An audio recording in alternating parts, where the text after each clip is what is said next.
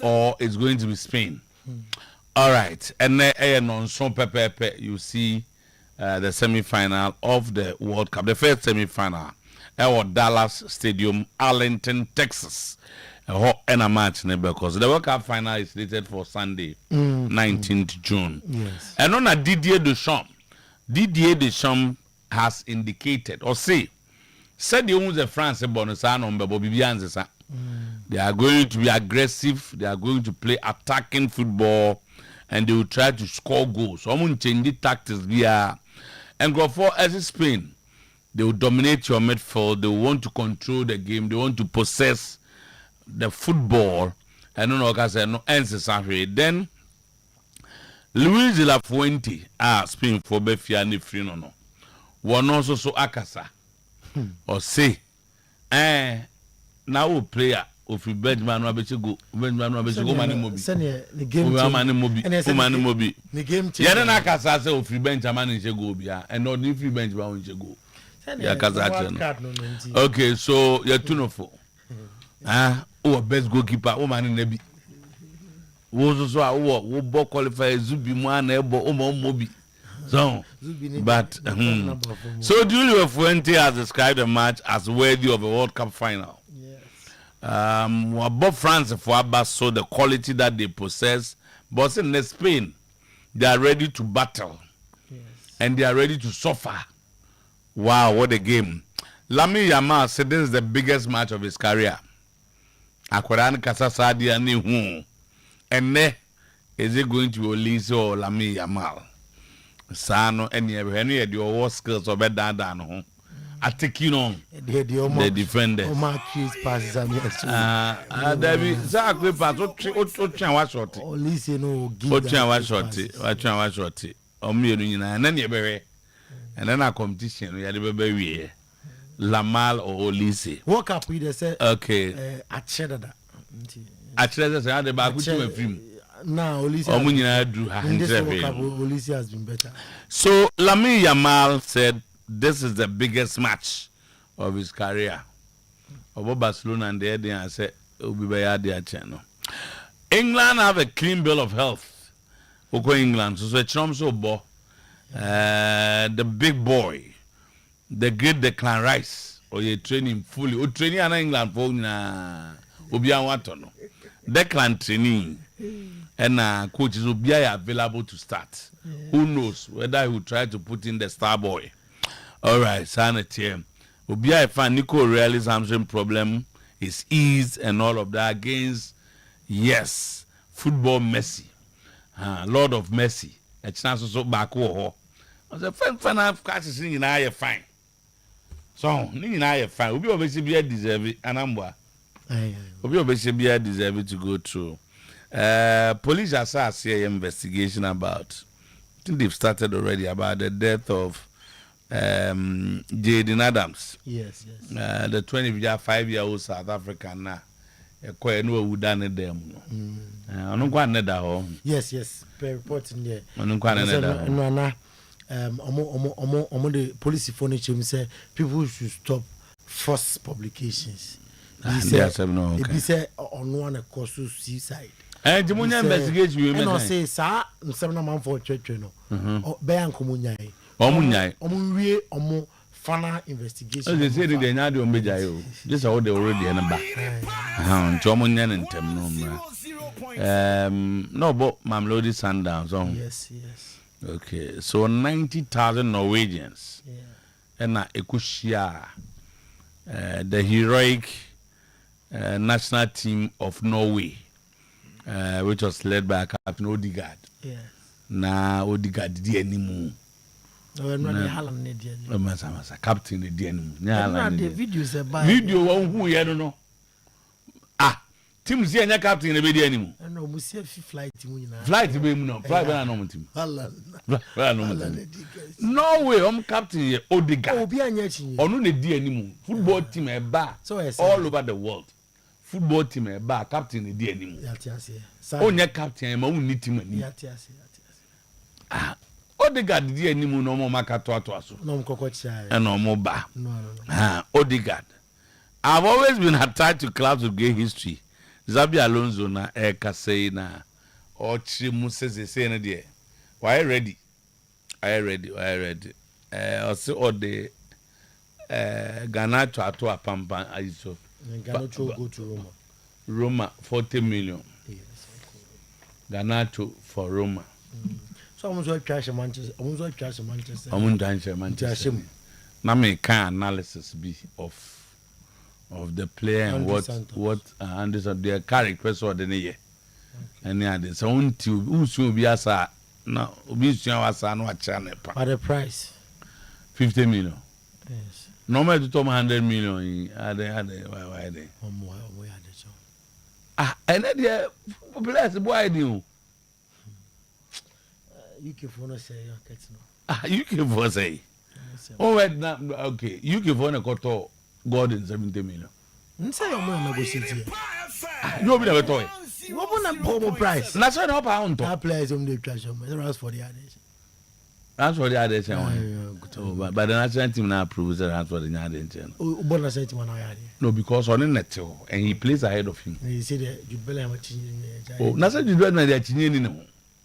You see, nobody has said that. Yeah, Mubino.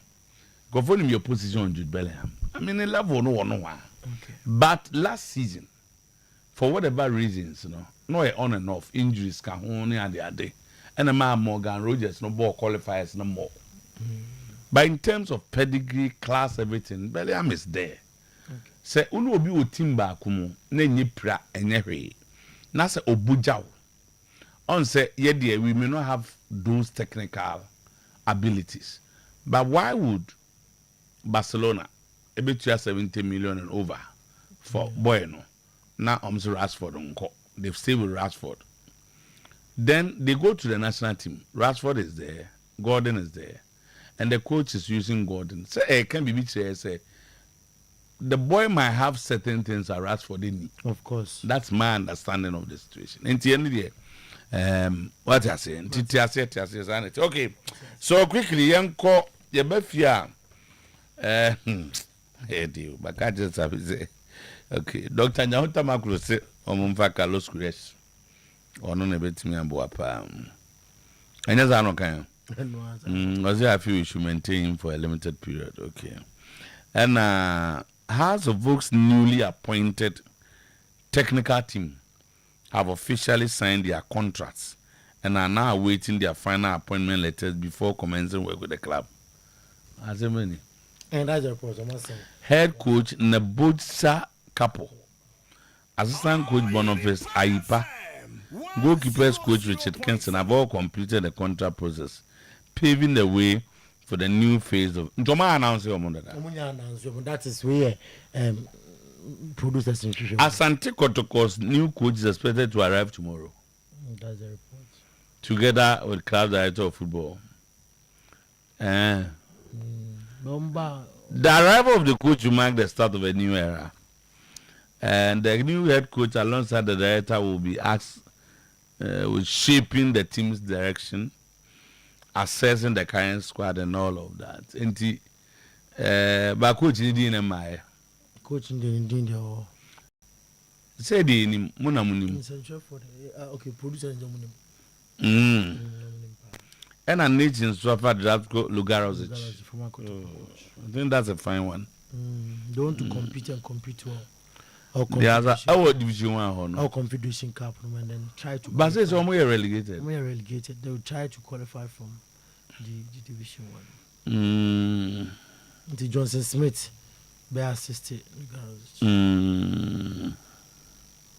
Okay. We are here for results. Ratko Lugarozic.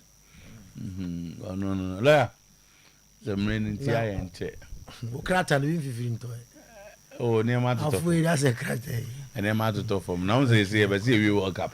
Sir, we World Cup by Sunday. Say, yeah, the Empire in a back up. Say, Team Abel left to World Cup. No, it should have a national player. Okay, there's a player, and when you're a good season, winning the Premier League, playing the Champions League finals, and then winning the World Cup. The Empire in a no. Yeah. Of the 4 teams remaining, Bako Penini Arsenal player, Argentina. So what I say. And then Asiye Kase. I think about 8 players from Arsenal are still in the World Cup. Yeah, about 8 players. And at the womb. If I'm right, yeah, until no. And only when you win a Jordan, Yami Adam nearby.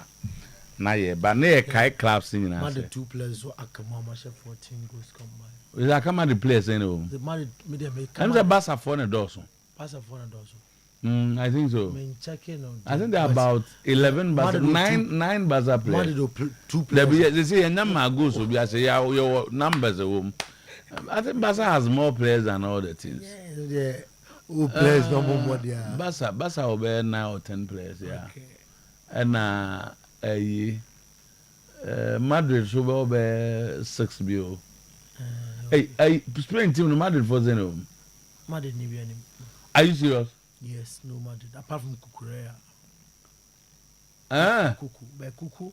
Kuku is a Madrid player now, but it's not on board. Really? Timothy say. And England or better. And Madrid for years and France. France. Almost better for as a fan. France, I think I show you. Oh no more. Say you saw Konate. I said, "Oh, my banana, don't be ramen abano." Hey, what sign announcement about? Okay, into the whole cancer matter for no more knows to be break. They have 2 players. They are making an impact. They have. Somebody play of the tournament. For play of the tournament. Say the address here no yard. Bellingham ne killing him. And he can't do a magic drinking water. Coach is also just selection here. Dear Bruno, one for the Raya made them a better no. One for Raya made them a better no. Yes, Senna. Sana na no go fa bibi ko to an ba na bejo mawie ba we ye bobo la akoya dago ya o so ne na ya na mkache de me ne na mtewe akoya obedago e angofo no govie oba na opu ba ye the one Marino say ah say minim no dada go no mgofie omunye careful umaraya medapo no Mbappe yet Mbappe sen ko peraya Mbappe o jeraya we Otuo-Acheampong. On all right, Intino, can't you magic drinking water? Joel and Nico Kuma do the needful because they say no. The Aden Bebramus and my near my father say. Lawyer, boss, can't you magic drinking water now? You go swear come once. Now transfers and quick one. Now, Manu Konino, Nidium, to say Manchester United, and you're likely they will sign Manu Koni. Other Premier League clubs, Liverpool, and as I say, Omania prepare to get Manu Kone, no major movie. I didn't Manu Kone, Manu. Oh, and Manu Kone. Manu was Antony. Ghana ni Manu. France need to go friend. No, France. Oh, well, Ghana ni Manu Kone. Boss, and Elias Liverpool for any break. And Oko Roma, Ganacho deal no, a Kamen so many break. So Mbenya Ganacho say Canada says say you call French national team ma obia musa Michael Lisaba transfer sem but Orie World Cup na on it buy and bidding komo either obetina na so be call so transfer ni dey Chelsea perse omuri sika kan a player ho e kofa Maxence Lacrosse on say or the French national team camp Crystal Palace defender no omo perse womo efano so Barcelona Chelsea never lacrosse. Yes, Chelsea for lacrosse. That's the that is reported. Eba na menu die only menu Kone. Okay. So what's sanity transfer? Okay, all right. But I say World Cup no. Inti ama yanko we are next no muko. Almost started. Are you sure? Are you serious? Yanko. Eti anopay yama special good morning BM na yamu akwaba eha eye Oyerepa 100.7 FM ya kunko phone cross nsemo ya nsake dise fata sa uhwe anopay na otierom ye don nsem nyina asumo ewo dwumadero so ye live ewo Oyerepa TV ye live ewo Oyerepa 100.7 FM on socials so that is Facebook Oyerepa Radio and I say Oyerepa TV Ghana Oyerepa Radio, Oyerepa TV Ghana. Oh, share na wa comment me ba the boss player to the wasi. I can na. I'm on said say and said a fata and pay Maminko Dallas Stadium. On him Sam and ne a ho and we host the first semi-final of the 2026 FIFA World Cup. France, Spain, 7 p.m. Stadium Way, and a game them about to draw our hall. On him, Sam, on back Catasso, a stadium, and then Santiago Benabao, a Catasso, a conditional stadium home, and Tiano Kai, and San Susa, and then and a game them about me at Tottenham, Didier Deschamps, at the Tottenham, Sir Ocha World Cup now. Say, open favorite teams are, or met him at them, the Mundia, Untimin come you know, me and Sam, and Spain, and film still I'm your favorite Sam on betting him at the World Cup number the all can say and the game a difficult game Spain our choir of first one forget about the individual players and the French national team and one identity choir and the first one born the boys are ready to deliver and then DJ Deschamps and were confirming set me boys omuna training and players na amuya doubt medical team na confirming a chance omuna okay to play Aurelien Tchouameni likely to start the game and later if you were to jam and pay na one final training session for Spain and Yankom na Yankocham acquire Luis de la Fuente and the Marantenum a first last training section and I want some and Didier Deschamps Ade Atujam sa Lamine Yama the comment are say Spain ay better et France onim ay koda unfortunate bebe nemum Lamine ay exceptional talent but they all can actually say a lot wa I was say Osua he has to learn a lot and ay Didier Deschamps then sama or they atom Lamine Yama anima ya debim Emma and pay Luis de la Fuente I say in football untimi ninkunim now say on so far or say a game at 7 p.m. Our Dallas Stadium to get to a point. You say the Spanish national team as so far. Nemum I was jitum say some part of the game.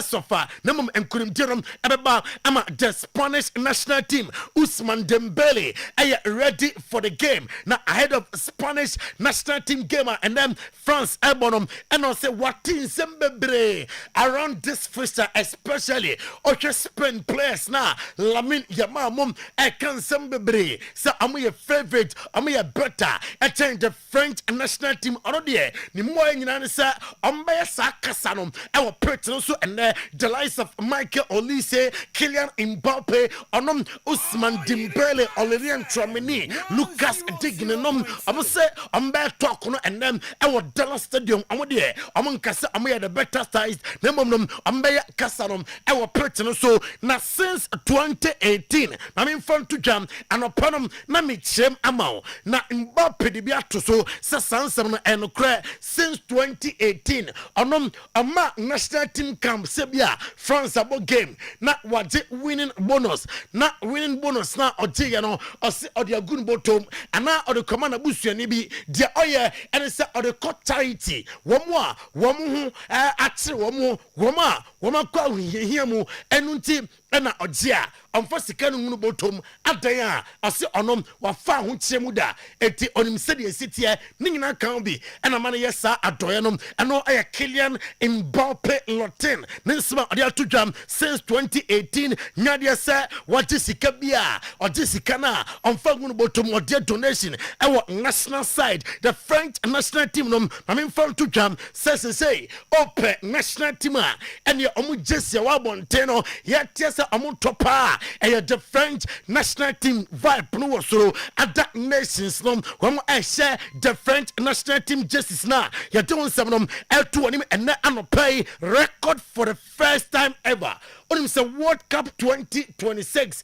my culture say a sexy World Cup my culture say the richest World Cup ever now semi-finalists for now I'm a former champions of the World Cup last 4 teams now akano obia at the World Cup da and see da our World Cup abakusemu 1978, 1986, 2002 Argentina our finals OJE. France 1998, 2018 one more finals one more Jimmy na 2010 Spain OJE. Our finals 1966 England OJE World Cup. Our finals of the 2026 FIFA World Cup NTW a historical antecedent of the World Cup. And me don some atu ani and no pay na oko England dasua England say ano pay yenchem ema yenetie form and afi yenatwafo ntimi say some good news about camp ningina mo say decline rise etimi atwani just Spence watching him and afi other players na minor injuries ningina etimi atwani nyemeko ama the three lines of England na mamin fan to jam say oko Hurricane asua wa address say supporters ahead of gamer one ebo etiam ukomwa nice Argentina na fe Jude Bellingham nsemwa otiba bonten say coach no odi tuja say me kramenya happy with kwanya England players no efa so ebo game no na intensity wa femi ajade ema Jude ensom ebe player say coach no onim playing against Norway with the likes of Erling Haaland, Sander Berge, Patrick Berge, a difficult and a Hurricane, and so addresses our issue with the manager and then the player Hurricane. Yeah, I think we understand it. I think, players on the pitch know more than anyone when you're playing well, when you're not playing well. That is part and parcel of football. We understand what the boss meant, and the boss has been so complimentary about us as a group, and he said as well, from the mentality point of view, which is sometimes the hardest part to get, we're at the highest level, and we have been for a period of time now. What did you make of Jude's response? Yeah, it's hard when you're playing a game, especially a game like that, and you get asked a question 5 minutes after the final whistle, when he hasn't really known what the manager's really said. It's like, what do you want Jude to say? You know what I mean? Like, we've just been through a battle. It was really tough out there. I think it's easy to try and create this division. It always seems to be maybe an English mentality, an English thing to do at these. I know and some Hurricane at the two drag guy no set no credit sir or the three lines of England. National team now Jude Bellingham at the anchor of the team. I say and yet it be a mother than Kwa and all ball now all the Champions League, all the best player of the season. Now about national team so or your player and it matters most to them. You said Jude Bellingham, deliver and a guy novel Abasubodia or the Emma Jude Victor Bellingham. Now uko policy for one more South Africa. I must say and on pay young fan tree unity for and yanatra for and him say and 7 million and Montaigne Efa Abrantia Jedin Adam 25-year-old or Tuananum Ewan Seattle Kura Nano South Africa no as a publications Biba almost say Omunya first publications no na amunya investigations and team and your policy for no woman some amria to jam afa Jedin Adams one and pay yet to be Emma War Leandro Paredes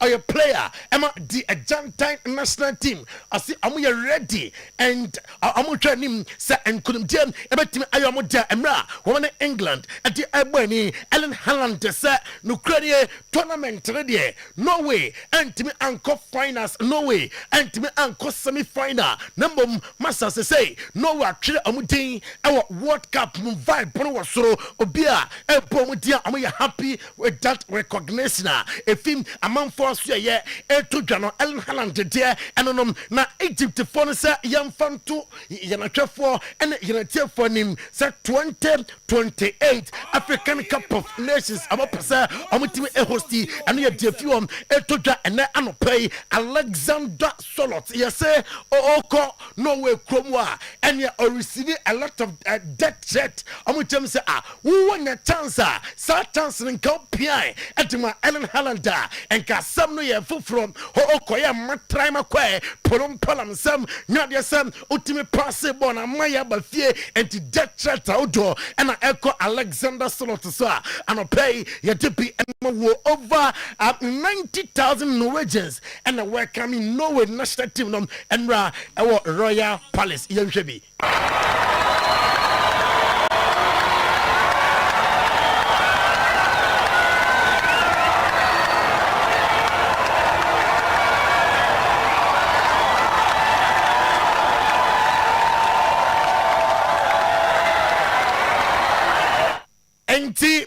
Argentina Chromo na Rosario ehon ye nkobon adia amoye ma Lionel Messi ne efe onim se Lionel Messi shirt ena omodin nam wiem saa enti wei eya dia Rosario fono eye ama Lionel Messi ahead of amone England game no almost say 8 goals with his 8 in Mundia super Lionel Messi jam and a Danianko England kakra na yenya jumam Chapi Alonso Chelsea manager was started in the pre-season na Enra on the boys no etimi a trainee and pay my main friend to ja wa confirm say are you happy with the attitude of the players our person so or come obiate say Chelsea our good players or we and our team say on way coach or attracted by big clubs that are more history and Chelsea our side history no Chapi Alonso. I've always been attracted to clubs with great history. Chelsea is one of them. It's a great honor. It's a great opportunity. The timing, I think it fits to the club and for myself in the right moment. So now looking forward to starting tomorrow. And what is it maybe about Chelsea that makes you so excited and so confident that you're going to be able to achieve? Roman Abramovich and Okomwa. That's former players in Chelsea. Or no, not a Chelsea dressing room. And your brother Sembia or translator, or translate, and they really enjoyed Urano Emra. Now, on a bank Ura at the Emma Club. With the glasses, he's the guy who speaks English. So, in the meeting, and then he starts slowly speaking Russian. Blah, blah, blah, blah, blah. The guy interprets. The guy interprets. Blah, blah, blah. And then after 10 minutes, he goes full on. He starts screaming in Russia. And the interpreters were starts screaming at us like, what the fuck? I don't think I ever would imagine that Roman Abramovich screams. Oh, he does. I just thought he was just like calm guy. No, he does, especially when... Until Ferdinand the podcast also and John Michelobi and in some way a two jam now Oko and some food from Andoni Ariola a confirm say Liverpool there and they'll do everything possible to add up and not season I'm pay for me. Yeah, obviously we've signed 2 players already, but we need more players. We know this. The club is working on this. Liverpool being say here players and club no now on still transfer stories and on pay just Spence the meeting say David Moyes say here boy no Everton, MSC Kai our Hill Dixon Stadium, Emma Everton Bobo Konum, Manchester United. I must say 2 midfielders and to say I must go back at your yeah, Lewis Hall, one of your player or your left back Emma St. James's Park, Newcastle United. I'm doing baby. Say Lewis Hall on the phone at the account Tottenham Spurs for a business. So I must say I'm £85 million.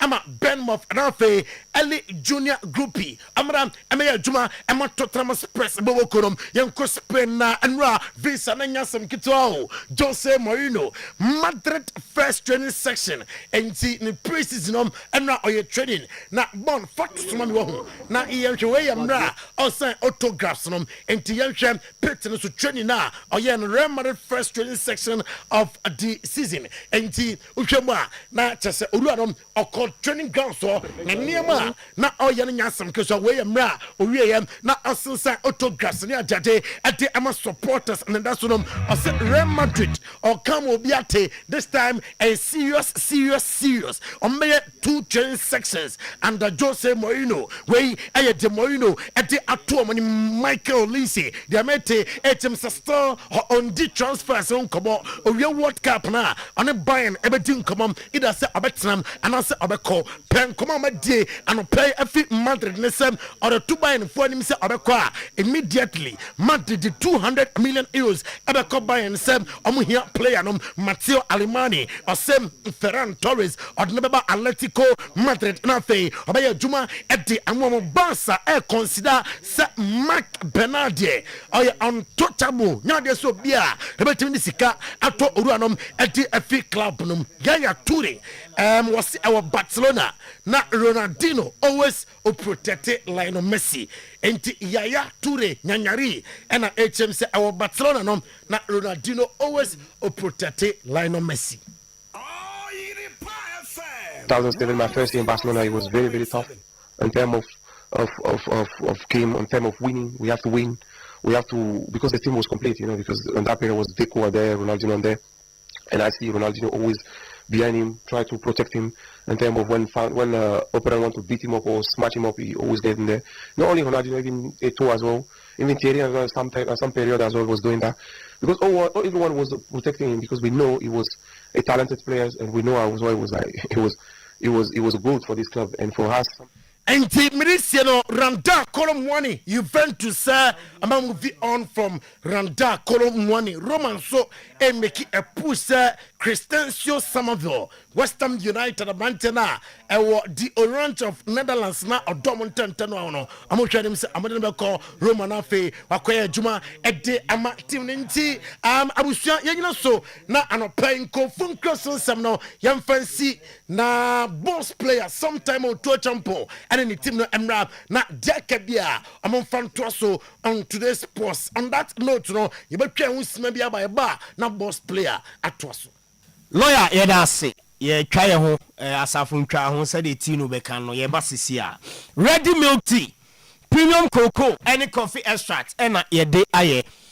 Na ready milk tea no utwa na nom na no pa unse tea pa no anom de papa. Ready milk tea utwa ebrebia enim. Ninyina ne say packaging no ya ne kama dada na ye de a disposable cup mu e de amount a straw e ho kama enti wo dia be ya ene say wodi so hia na nso nyinu begu so said ye wo pese utwa uti na onom ready milk tea ye wo coffee any chocolate flavors e bia wo pe bia no wo betumi ato Kumase ne nkran distributors ya to apete a omo eton ye product no e de my numbers ye display on screen and say baby a person to de di free no fa number no ne free honom na jo ready milk tea fa coffee weekend dey ba programs e ba eye titru pa ye sorry anopa na ye de eye aduani twakwan ekọ eye ekromu honom atifio baby say obi da hotel ye koma no aduani adi man ready milk tea or sorry anopa onu ankasa ebetuma ye ni tea no anom ne kama na awia ye nyina ye hia ewa yi na se Fidi Ventures ewa pampa so Nanaya Enterprise KJT Market Don Candy Stores ewa Safo UMB ye Kumasi distributors no eno and crime. The Lord has done it Enterprise ewa Domi Atakwala Enterprise ewa Nima Market Betabi Enterprise Okanshi Market ena Mola Enterprise ewa CMB Market Ready Milk Tea ede ewa se unya wodie Pepsodent World Cup yomo na so yemua ye top Pepsodent the limited edition omo ye for FIFA World Cup no ye hu wa wo yusu bibia no hu se ye num kan hwam papa ye say ye tumi kansum say ye tumi sere ema ye se eye fe wa bra ye nso ye de Pepsodent etwi ye se na Pepsodent no eboama ya me ba chon wanum no entokro bia de da osim etietia se de be ya emoa wa anajo wo muntumi ma emedi agro wo osim enja okaka ene yade aka ewo osin no emu boss no ban for Pepsodent etwi se Pepsodent every smile matters Bosomchi Community Bank PLC womu na ese anopa menka nche se banka oni omu di djuma no omu ntumi moawa tutumirika ne bro ma so ye ni nyane se loans ahodo wa bra ho akere da hie dem uhie sika ede de djuma Bosomchi Community Bank PLC womu na ema sika ni bia wodi ba abedu djuma na so ho henhan e wa abrabom na ya na meka se bank bi o ma loan eya na interest ni so to the extent say one way kra na watia kasa na de akowo mu Bosomchi Community Bank PLC yese sika na de man ko ye adwuma nyaso mfa so bebre na poni kitwa bi esan efa bre terms and conditions a die loan repayment no a very very flexible Beijing Kosozu loan, transport loan, microfinance loan, salary loan, commercial loan, bonanza loan, social loan, child development loan and agricultural loan, electronic banking ye bi we yaswe but your star 992 hash ewo network biaso one Bosomchi Community Bank PLC ebetimi adijuma ewo electronic banking app no eso ye head office ewo kontenase other branches ewo atonso agoguja chiko futrede ayinma kokome adwuna se ebu akwa atonso bokro eputo ja magazine and afi abinchi market for 0508 642705 and 0322098076 stroke yade edunya anopay how no etwatwa Amen Scientific Hospital woman e two stroke ni nyina ase e de amount ofana adwodwo no ebe sorry agina ho na ya adwuma biem wa bra ontimpo se entini no eyemre ni nyane se Amen Scientific Hospital mo e the science era herbal medicine ni yemu enu ntina akọ no ma enu ma akoma akọ aduonu na ya FDA agya atom mo de ye adwuma ne no de de beka bia no ubenya yaresa sede oyade etie Amen Scientific Hospital onye stroke nko a awo ho nsem omotenete yade kwankro boni friend chronic disease or infection Amen Scientific Hospital etu ase e de amount kuma se atwema tachiman kwada so fo ase kwan so na omuwo 18 other branches Ghana emaimu enchi boga wa bibiani akra takra de tamale atebubu nkoko sunyane ho sahwidebiso ene hohoi Amen Scientific Hospital branches so ho a okwa wo mbesa yare 0277 001234 ene omo embo enkomo Kangen and Magic drinking water alkaline water pH no e wosoro pa onum Kangena e detoxify system no onum Kangena ebo liver o kidney no akoma ho ban onum Kangena minerals se won siome wo so nya calcium magnesium potassium ne iron unya bi nipadua no benya ahoden Kangen and Magic drinking water enso no eboa ma moja edi afrusa ne yie ewa akoma ni nipadua no emu penso ebito nenom eno ena ebo ho ban edi afri nyarewa nyina eho Brahma UGC Tafuni Road Abawaru Junction Kangen and Magic drinking water ewo eho no ma obenya bi atolizi hotel ewo Santase Runabout Pakikio Stadium ena Sumankwan Junction ewo Ashtown Fred Kangen ewo 0241 449191 ena 0507 379474 na omu ebejo so ena semi-final games ewo FIFA World Cup ese ba ko ba so no one sama repi Spain kama ena Spain ejina kono ye ne France na ebo na nyame admo ochina England ne Argentina ebo opeso he match ibi filia a free timer you be try to pitches so mo ye warm up a free timer studio discussion bi bia ba so no Bash digital satellite ena ema wakonya no he match from start to finish any day aka ewo hu bia post match interviews pre-match interviews e Bash ena all mouse match bia he de obeya eni so be ko Bash aso no akogine decoder ni bi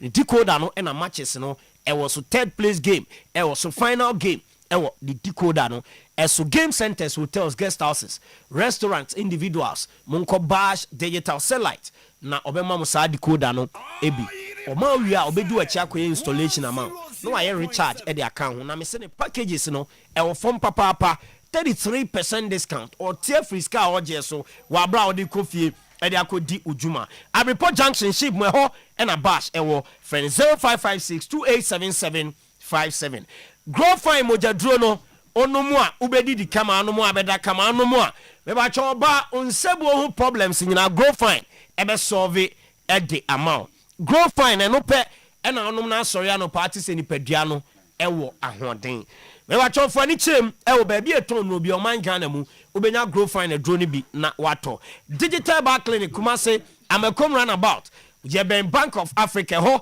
e na grow fine e drone bebre e wo Fraser 244 596532 grow fine makes you grow fine ABA Herbal Clinic so for ata so for rasta so for branche and yade nyina last stop and ho glaucoma cataract syphilis long and short sightedness blurry eyes ABA Herbal Clinic oho and adekwa ubenya yaresa e man ni no problem ento no e basa asetinum be den e de amount furniture mo Kumasi kwada so dwonase main market echo adoma inkro Ebenezer preschool ya be apia kubi cold store ewo ebnada ejom ye new branch no ewo kaswa na ho de me sure say danger man ni mo pa Millennium Inside ewo adade last stop eho ena ene doctor atnasia o se wo ani problem a fabra Millennium Inside adade last stop ewo kaswa na ontu ase emfa ema Fred doctor ewo 0541565199 ena 0502812161 na oni ABA Herbal Clinic edi enkomo na enyoma akokama edi amasho no eto aso edi amamo live on 100.7 You're live on Oyerepa television. Okay, solo that's CP. But for akwa there. Okay. Fine. Yeah, ne papa be din komo. Yes. Ne papa be din komo say na afi ode onsem na ba heart health. Chema akwa ba na ho ye. Wajo ahom e wi amotumrika ho. Enya hwe ya na my microphone so na ne kon na ma. All right. Na go say mo ajo ahom kakra. Aname boa. Ofa yenko. Za wa kai me pe ovem no. Me nua solo dika to Canada. Me pe ovem no. Eti be so me to aso me pe ovem. Hack health for Moses saying. Ofa, ye ka hack health car e tie secret yakon. Ye ka sa hack health car.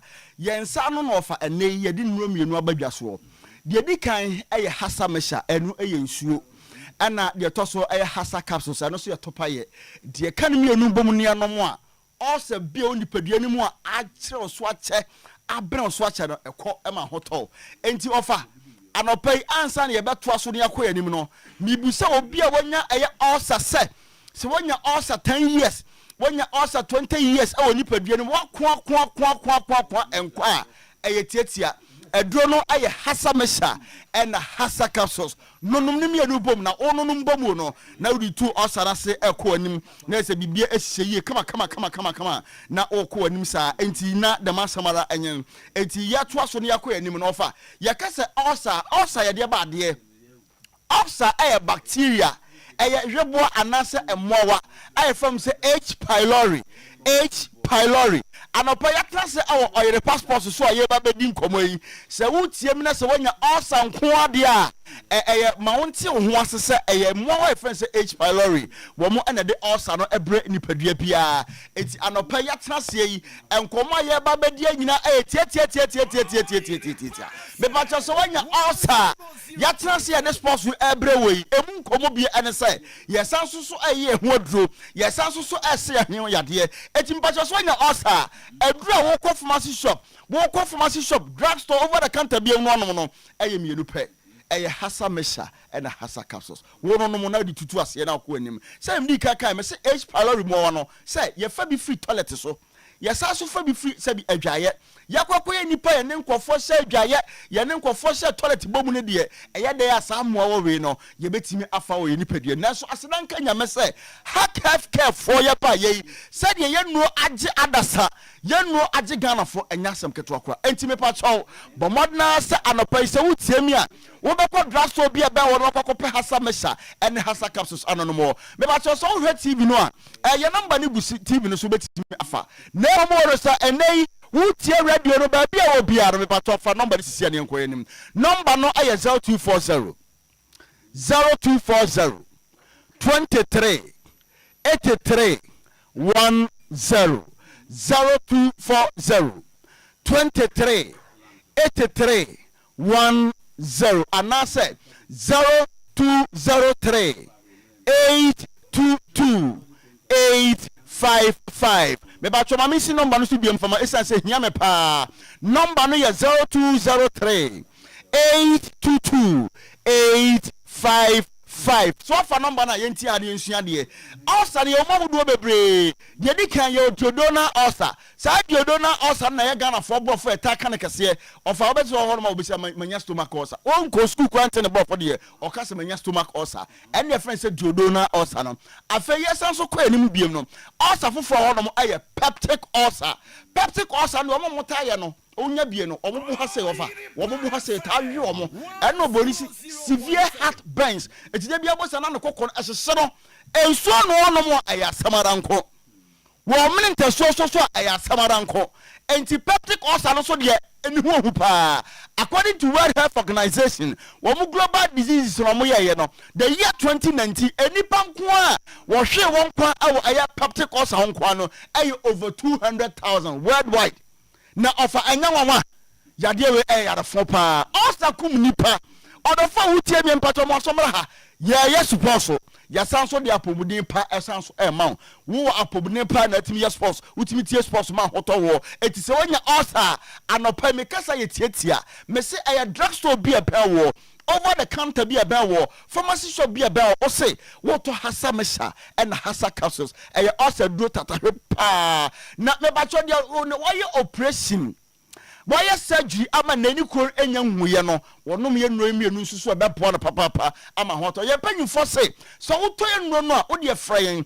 wonim sɛ osa no yade we so nya ba so nya diane bia na betimedie enye fruit bia na betimedie because ye wodiane bu honom a acidic content acid na wo mu no ano eten ye fruit bu honom a menu mienu nyina nim se fruit bu honom a wodi a na acidic content ano se ano den etiwudi a enya de beboa enu nti no for ye ka kire se asa no yade ekum nipa etibomodna so akwakoto hasa mesha and hasa capsules no mo afa asa ne type mu ne ba ko bie mu a me de so ma wo esophageal ulcer ye ka esophageal ulcer no a wumini ma say de bia bosa na wo ya na honom ayere tan na wo tintasuo na ate arompa cha wodi dia facha me na no pai ulcer ne ya de nti ne nema baba tan mo a me no hwe san komo yi eti odofo edro no aba na ene wo hwe Oyerepa TV no pai a ya tro ulcer tanfo ya ka se bibi ya tanfo a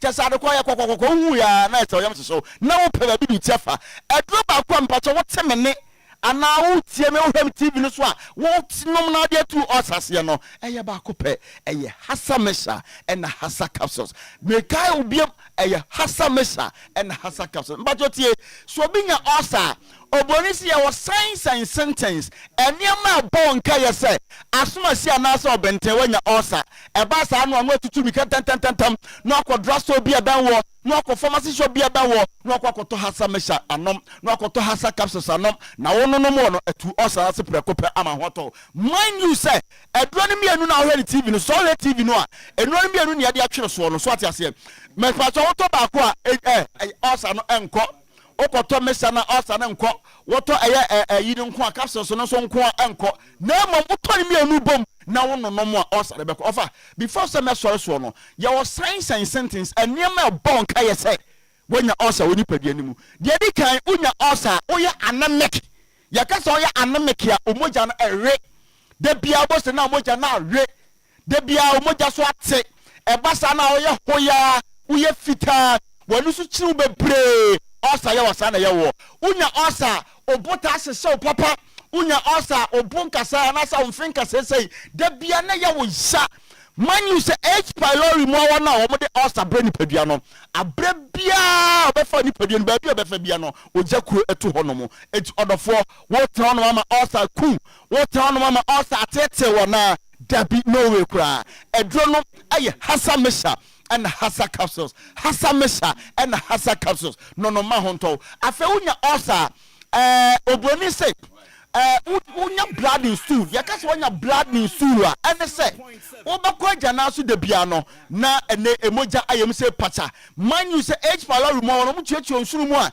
ebedru baby so nkoto hasa mesa ene hasa capsules no mu a abre bia no obosa na obakọ toilet so no na sabi omoja na emoja ayem odofo ade na wo ku ho saa ade na wo ya ho saa obinya osa say ya de bia no na me so ate because omo no anase ekuro na ba oyemo eti aduane bia bedi bia no unyam ahode no ni hie eti ese okwa jana so na sabi ko ye ho yie odofo aduro no hasa mesha and hasa capsules afei obinya osa unya heart palpitation me ba to mo asomra ha se unya heart palpitation ebofu kakraka we nyan se wakoma no ebon tentem akoma no ebopa odofo aduro no hasa mesha and hasa capsules tianom so obinya osa ofefi bebre obinya osa otete aho bebre obinya osa otete ntasuo bebre obinya osa wonya hoɔden anya ne bra so yie mekasa wonya hoɔden yie a wo so te papa ɛno na so ahwɛ ne yie a enkofo ho mbeka sei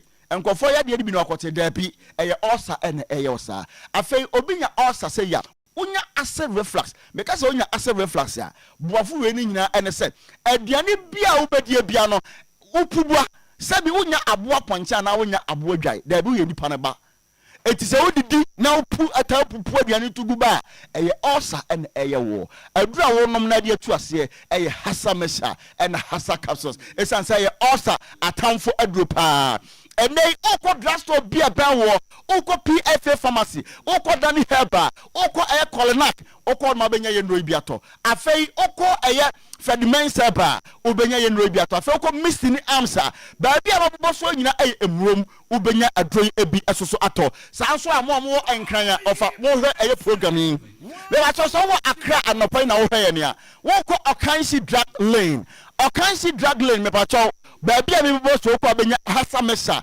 ene hasa capsules anom hasa mesa ene hasa capsules so ko akra ubenya bi awo tenatet ubenya bi awo halos ubenya bi awo repass samia wodo mabobo so nyina no ubenya eye adrobia no me pacho ka nesa no so say oye oba wo ma akwada no for lactating mother wontimi no adre oye oba wo fa afro oye pregnant woman a wontimi anu adrobi wonyanya mfiri shedu mienu a wontimi no adrobi entimi pacho edra wo de anomo no tu osalase no eye hasa mesa hasa capsules of me so no ma yemfa number no ntwato oh sorry now sorry me sorry so me sorry so na wo sorry of me sorry so kura e so me sorry go sorry so na ma obi adwen nze of I ba bi na wo and wo sorry me peja me mu kakra okay eti number no ye 0240 0240 23 83 10 me yes of ntime bon number ni 0240 23 83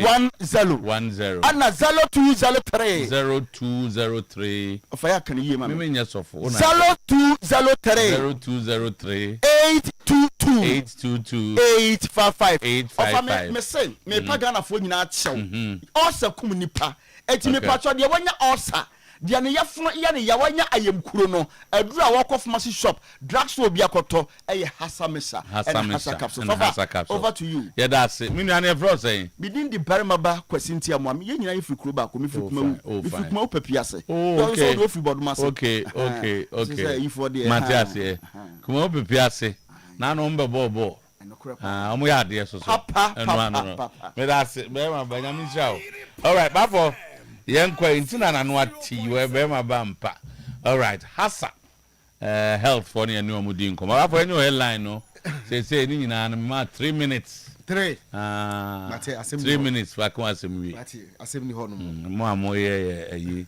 santo no so aba na obi nyeje na no mpa ye kwen for some open me wana number we say baba isa say baba 50 million ye dey twa wo mo na master ntwe no mo to say talaba wa master ntwe no great eti after rejecting Jan Ode Ricken 55-year-old former Bafana defender now is the Kotoko coach.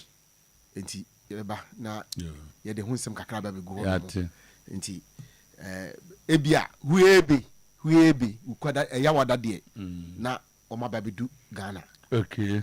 Na fi next week the adwuma start dika e wa da ko jaache enti no hunsem so enso ho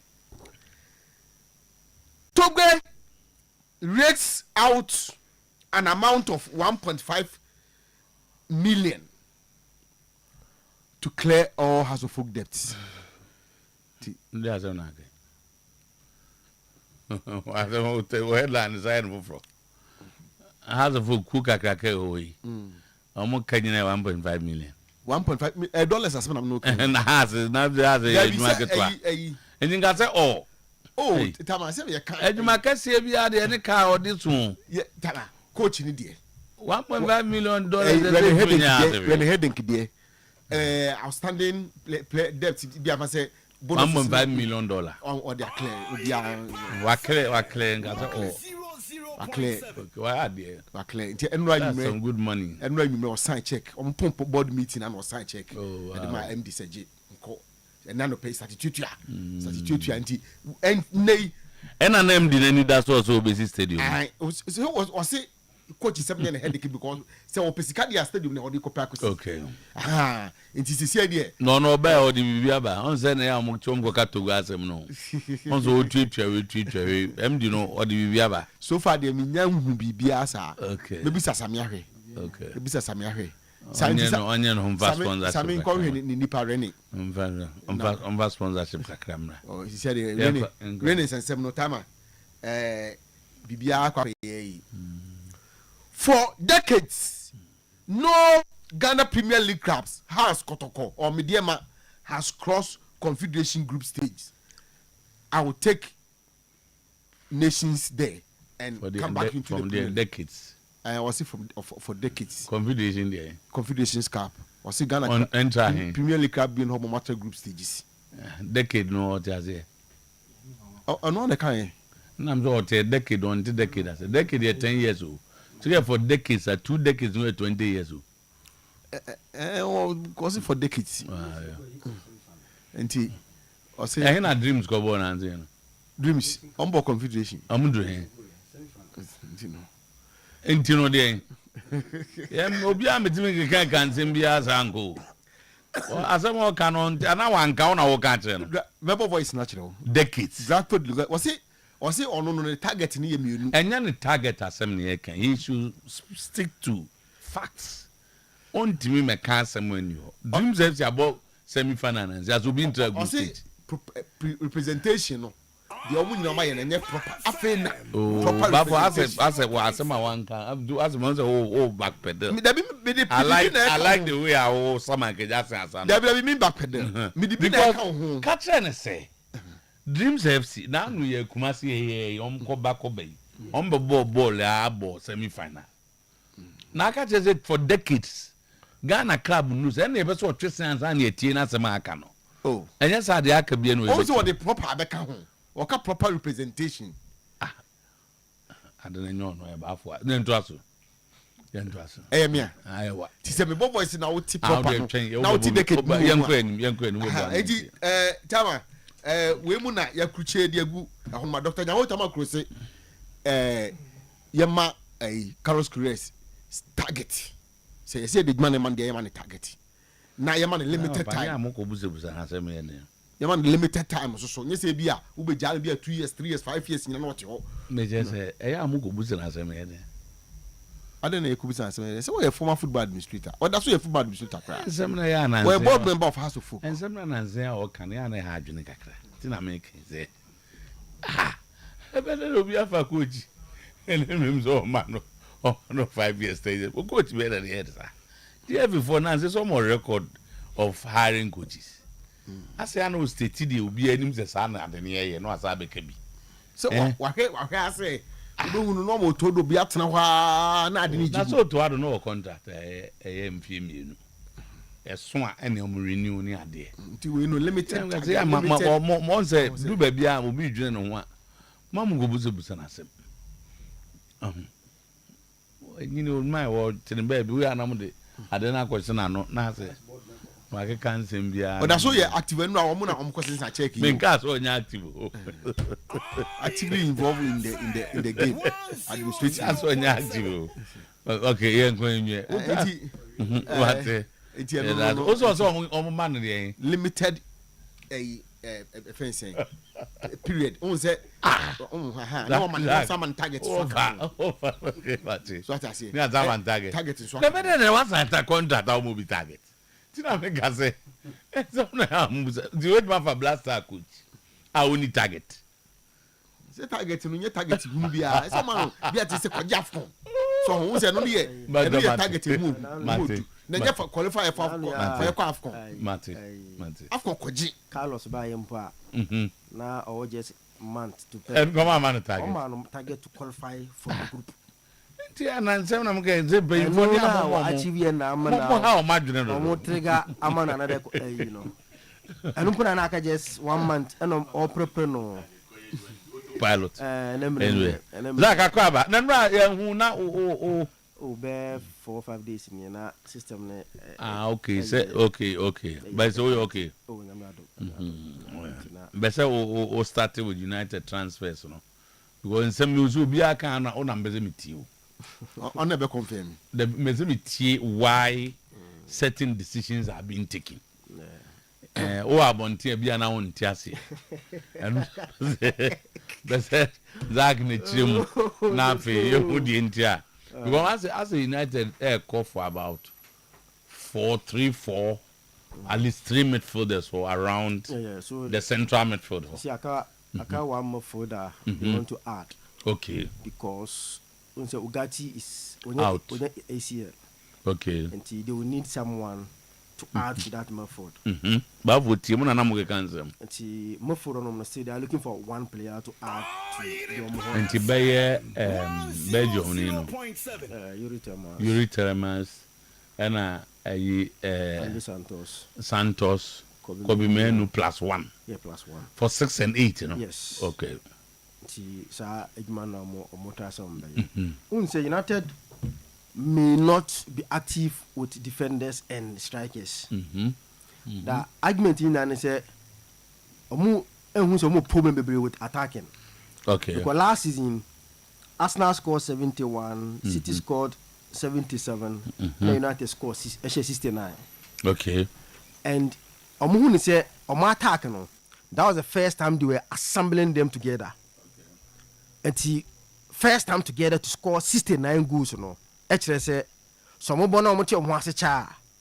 they can even give you more goals than Omodemaya. Okay. Now, Osha, Mr. 69 goals from attackers now, a woman, Unqua, 45 out of the 69 goals. And attackers in it, no 6. In that last because of now, Omun bought a lot of competition into now, Omun a lot of squad. What they compare Arsenal, Obenya players 8 forwards on Arsenal, you see, 8. So last season, forwards on 8. Now, Arsenal 8 forwards, Emma Arsenal 46 goals. The United 6 forwards, Emma United 45 goals. And to be honest, we need problem with the attack. There's a problem with defense because United consider about 50 goals or so. But Omun say defense, if midfield I tight kakra pressure, they can protect them. Yes, and again, most of the guys now, my main guy, were out injured, especially Lisandro Martinez. And the thing say fully fit Martinez, or wow, goes no back form. It's activities in that centered around the midfield now.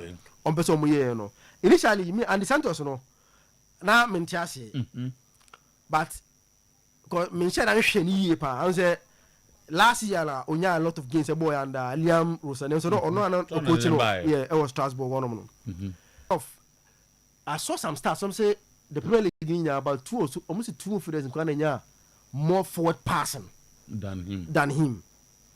And so that kind of attacking, about more a lot of energy in the middle. It's yes, honestly, the games claim them share, but highly, speaking highly of him, say he is coming to play that Casemiro role. And the things here, a lot of energy, almost a press resistance, and very good on the ball, and he passes very well. It's for now the end can actually be unless season is starting and do Santos very well. So that may explain why they are spending 50 million. Yes. I'm saying he's known for his highly efficient vertical passing. Yeah. Some vertical passing. Yes. And strong ball retention. He's ranks among the best midfielders at completing passes under pressure rather than forcing risky long balls. He uses pre-match scanning to play quick vertical passes to teammates between the lines. And a scout for a report about him. Okay. Andre Santos, the new kid on the ball. Zach, see him. Now I say you are being honest with. I wouldn't speak a lot of him, but these are things that they are saying about him. And who is next to arrive? Oh, so far the body, but I think we move boss Scott wine. Alex Scott boy now born. Yes. Yeah, move Bonnie and a whole lot of stuff. It was about Manu Kennedy. Yeah, Manu Kennedy. So some things say but they are not ready to spend a bev. No say. Figures, they are making their deals around certain figures. The things the figure that they think and again so wakachi also a key. Yeah.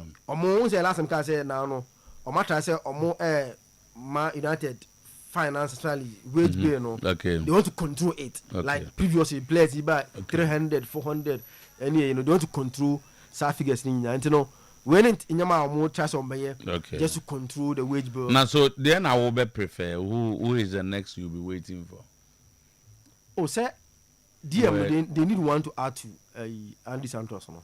There's one and a men who be competing. Oh, so Kobmenu Euroteamans. Oh, okay. And I say Euroteamans occasionally also offensive. Okay. And see in the games that Bruno Abre, games that Bruno Emus, you can push Euroteamans there. They need someone to add to Andy Santos. And to see they share market in they need a DM now also. Okay. Here to add to the Moford. That's right. Now or my okay in terms of Moford or no. Then I'm here and say one area that they also want the left side of attack on them. That is because you see, right on the Amad Diallo Mbwemu striking no. So far, Zegzi is there. Sesko Zegzi, and on the left side. Exactly. See, giving Waumono. Ubi say after this midfielders they will be fine.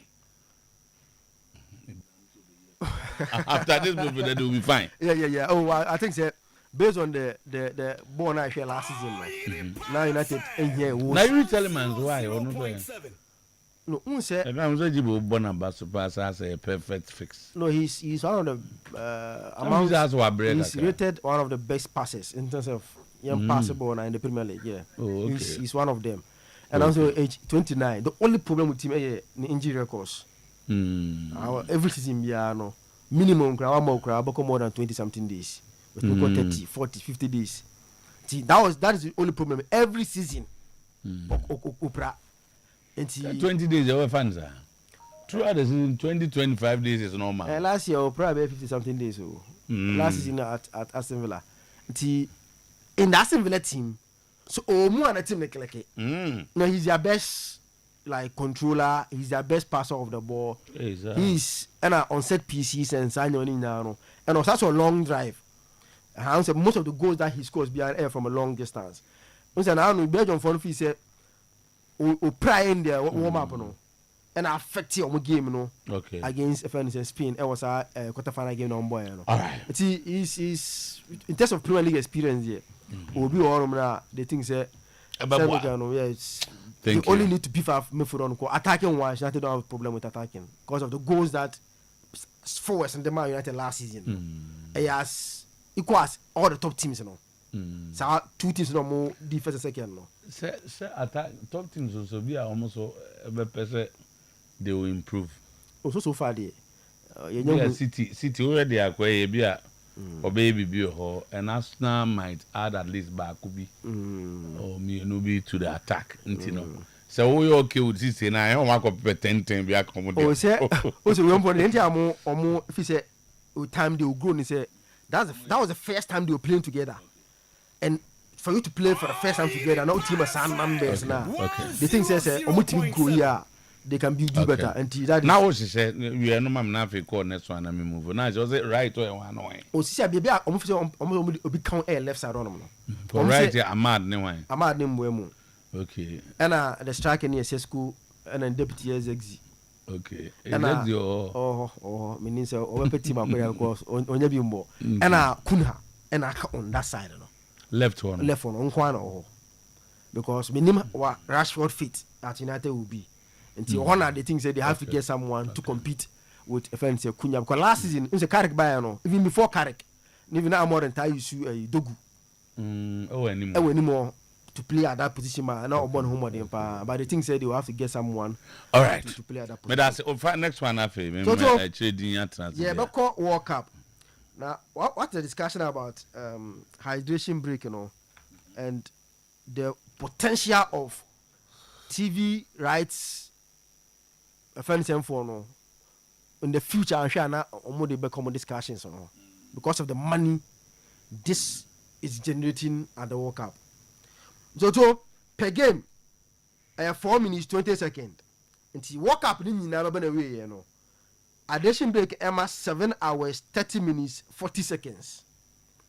Now I say, okay, you America now 30 seconds and quite also have Fox for now or more the English comment rights for World Cup. 30 seconds between $200,000 to $300,000. 30 seconds to do advert. 30 seconds. And you have a red card. Yeah, red card. I walk up here.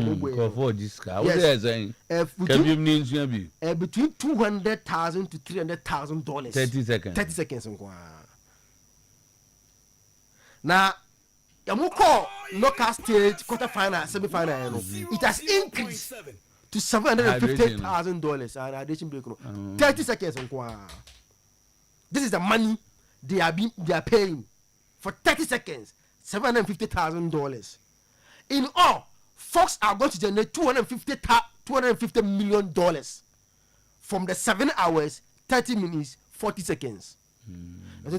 Look at the game changer here. Fox paid $485 million for the rights. And the hydration break in Kwa amu $250 million. So hydration break in Kwa atimu half. And that's your mobile for my hydration break in Kwa. So the rights included the hydration break. Yeah. Okay. And also Omodia. Omodia. Nina Tomon is almost but Ayrton. Omonaton. I just cannot. It's an unquan axi, almost can achieve half. And then they'll get the other from other things that on by. And now discussion now ESPN, one of their marketing guys, I say what they've seen at this World Cup, and you know, say in the future, maybe the ain't possible, but in the future, the Premier League, La Liga, a big number how can you break, for instance, during winter time? See, hydration break, you go then. And the zone, the environment, the weather at that time. Because in the above December and January, I see a break. So I say a World Cup. Obviously, there are times I will sweet top. So hydration break. Okay. So I say the most weather and so talk ourselves in more. And the others we have to find another means. Yeah. Until okay, say. Maybe a day may not be hydration break, but they have to find a way to insert coach. Yeah. Just to generate money from that, All right. And never thank you. And was saying, as in Bessemia, with the Nyabontin, Fia, free semi final, Copem, say a boy. Motinasi say, wa operation, Babemno. The next day, Miame handle lunch amount. And a high grade lunch, and average. And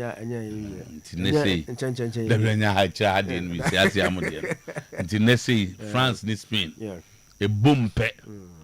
Boom said the next day, and Mene Bra Quabrani and why Macan boom.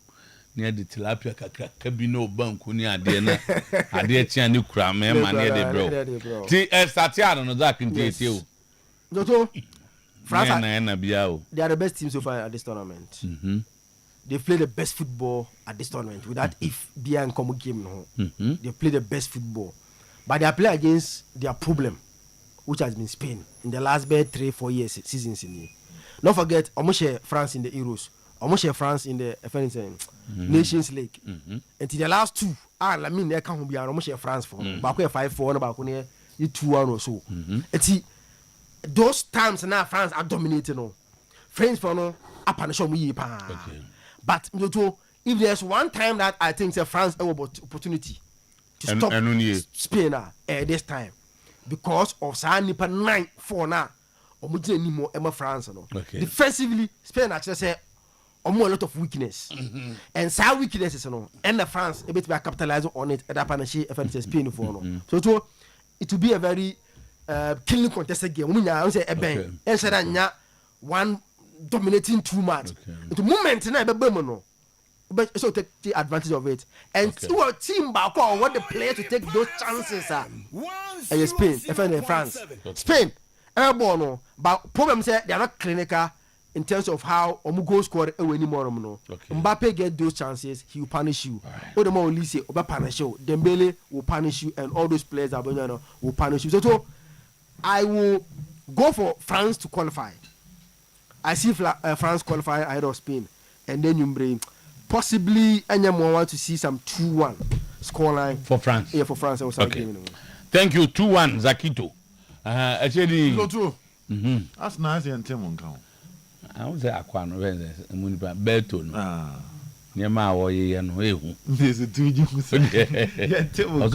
So be our World Cup. Okay. Till we World Cup now. Was Arsenal started preseason 1st August. Okay. Before no about Girona 1st August. Tiomu in Hamus. I couldn't. Who's all could you now pass any amount? Hey, now, oh. Quarters is here now, anyone free. They are no men, they are no, they no bread. No, I do him. Today. They are not the young names out. Cremudaho. As you know, any people bring home. They also that's not very near. They also need to bring home. Mum, dear, okay. We now could draw approach. That's not very near my pa. That's not very near my. Yeah, Hemo. You are waiting for it. For the last season, no, Arsenal achieved something massive.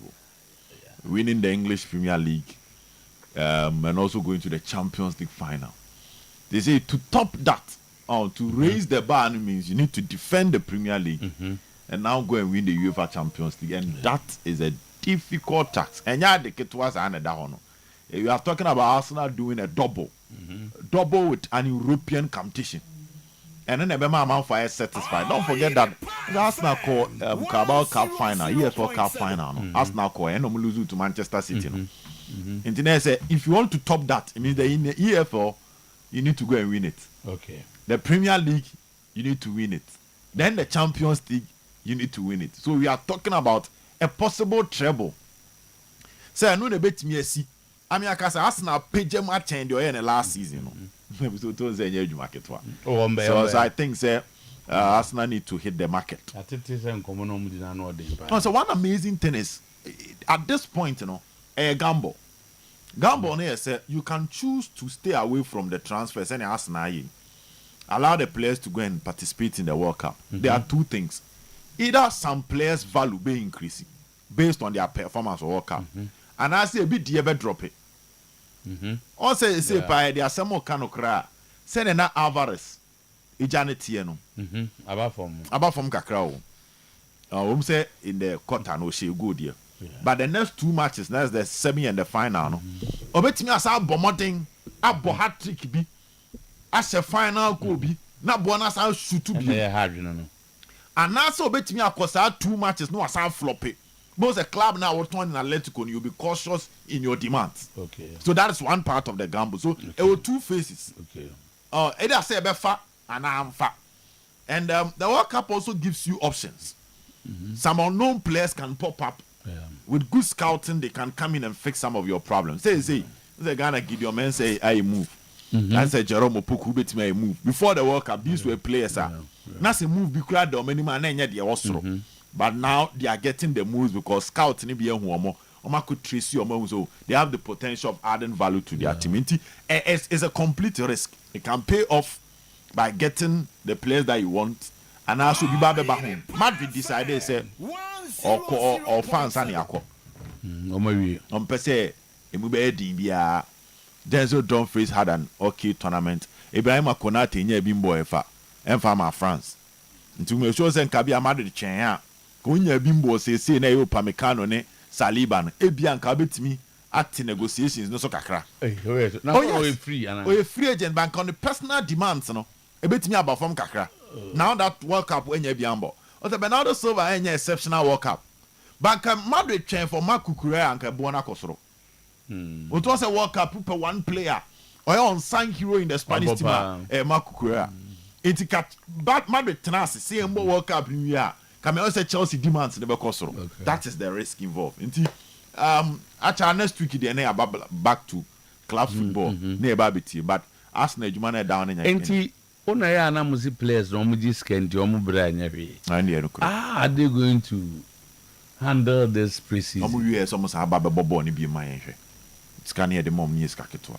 Ananya sanity. To whom matches giving matches expected. Obe break it down. Obi and break it down so too. Na akat team no. To me save one year. Bre bi we hire o ye Messi ni on pon onje adwuma da. de bi on ne nkwala ni so mutimu sa amombre amze ka doctor bi wa ko be na dem amombre so to enyoma nipa ye woni nipadue mu no de bia man for that so ginam fit Messi ni on run in 90 minutes me otu awia we na no ase no omo mix concrete ni jaba to ji ahome no ma be there is one thing about football so when you try analyze the individual statistics of players your few players. The last time not one referee was saying, which was a proven data, referees too many catching players on the field of play. By average, referees need too many catching players. Player be a hokrana. For instance, this Spanish team, you can meet an opponent, and basically the defenders will be rested. They will not be running that much. And again, the kind of recovery methods I'm so saying based on advanced science, are available my players. The issue of fatigue ni share ni musa how. Otuo sa ice bath nene omoduane omubedi the kind of food that it is carefully selected. Carefully selected. The last time I meet a documentary on NBA, me otuo mutimi wie ni atwu moja ni a check nutrients no the air form ni a ton supplement the amount ni a change your diet so that you always look fit for the occasion. Until they have no reason to complain. Would 200,000 pounds a week? Now the emphasis tax in the Cromonti 50%, 100,000 pounds a week was wabre. Baby, and Yanisa, as we begin a park and also now Boana, a man for Jojo Meniani who the aircraft. So too. And a big game. Now, on say throughout this tournament, consistently I've been talking about the hands of the coaches on the bench. Louis de la Fuente to about club football and achieve bebre. Didier Deschamps are Champions League final or the Juventus are qualified to from Serie B to Serie A or Europa League final. Nina am fan but club football is doing his own thing. National team football is doing his own thing. So these are two coaches when it comes to national team football. To you both dinko biaho. And Rana Jibo can't Didier Deschamps what he has been able to achieve as a head coach and what he can also achieve if what the French team no kwaje the World Cup. Me sure say national team football biya be kase umfani dinka ho. Louis de la Fuente Mizoto is also on the verge of being an European champion and also a world champion. That is the level. And Osha, this Spanish team are coach in the final and yet a mature Spanish team. This is Vicente del Bosque, you know. This is a growing Spanish team. To some extent, you can even admit some about transition. But look at how all getting the best out of these players. So back then in 2010, near Gerard Piqué and Carlos Puyol with Sergio Ramos on the right side, with one Capdevila on the left side, and you will multiply. Though there is Pedri, there is Rodri, Fabian Ruiz, Dani Olmo. The man said the midfield four to some extent or the Gavi Beckham. But I will check it 2010 for no. Nasi bought Xavi Alonso, Sergio Busquets. Because Alonso no started budgeting since 2005 for Liverpool winning the Champions League. Until by 2010, no, he established Sergio Busquets. We Tony about Xavi Hernandez, he bought Andres Iniesta, Cesc Fabregas, David Silva. Now we're more Benho. And you're multiplying Javier Martinez. It was the gap between the talent and the maturity of the talent. Yes, there's Lamine Yamal. But no, to now share options available for Vicente del Bosque. In terms of even the number 9 rule, I know bit me about bit say Alvaro Negredo, Roberto Soldado, but the main ones was David Villa and Fernando Torres. And you bini Oyazaba, Modern Ba Oboy. Obeka Miguel Moreno, Ba Obebo. Mamzoto Miguel Moreno, ne David Silva mu. Na Santi Cazorla Mubeshino. Into team we partner as a coach, no. Juma son na abedane so awoye. Because none the two major assets. Spanish team ko ball modern in the Euros was Nico Williams and Abrante Fen Lamine Yamal. Nico Williams had a terrible season. As a matter of fact, how many big clubs are calling Nico Williams when they need a forward? Especially on their left side. Obiem Boni Dimbium. Lamine Yamal before this tournament in Wepra. So at a point they rely on Ferran Torres. Miguel Moreno and Mr. Otuo-Acheampong. From Bay January Hoban, no pra. I'm asking no more missing the services. And the coach is going to take a bold decision, say, or the Meko tournament. So this is not a solid Spanish team. And for them to even get to this stage with a kind of defensive numbers or put two up, no, they've even achieved beyond expectation. Though because of me European champions, now attention almost so. But the common fast European champions, the squad that they had, even some of the individual players a dip in form. The French team operates in a different angle. Then no make 2018. Then I'm to her for no. On bet 2018 for na ko 2-2. I say goal can't feature our tournament team. But near himself or the experience power be tournament team pa. But to Ryan Cherki. We are not seeing Ryan Cherki in this tournament. And that is the Didier Deschamps. The deep squad next year. Spain go for control. But there is a big worry for the Spanish team here, sir. So I'm going to Belgium now. Belgium born a template of the French team. But the French team template is an upgraded version of Belgium for no. Oh, just a Belgium now 4-2-3-1. The three behind Charles de Ketelaere in here. Abrante Freno, Jeremy Doku. So that the left side. Trossard on the right side, Kevin De Bruyne. And Ebo as the creator, the playmaker. And two behind them. And we have been a French team in the Bebo. So the Belgians allowed Spain to have their usual control. But their plan was simple. Yechibona, middle channel, they fa De Bruyne so. On spread the passes, no. Dokuni Trossard, in fact, cross Bimbra, near Hedi Besi. The time say French team near upgraded version here, say. The French team will give you a better defense. And they will not be making elementary goalkeeping decisions or mistakes. Then the up front, say, Doku, the productivity of Doku in critical moments, I will expect to be release the ball. No? What check about desire radio ball tournament? I know she changed Doku. Doku did not get the best of tournament. Trossard was solid for the Belgium national team pass. But Bona Dembele betimiaye in any moment better than Trossard.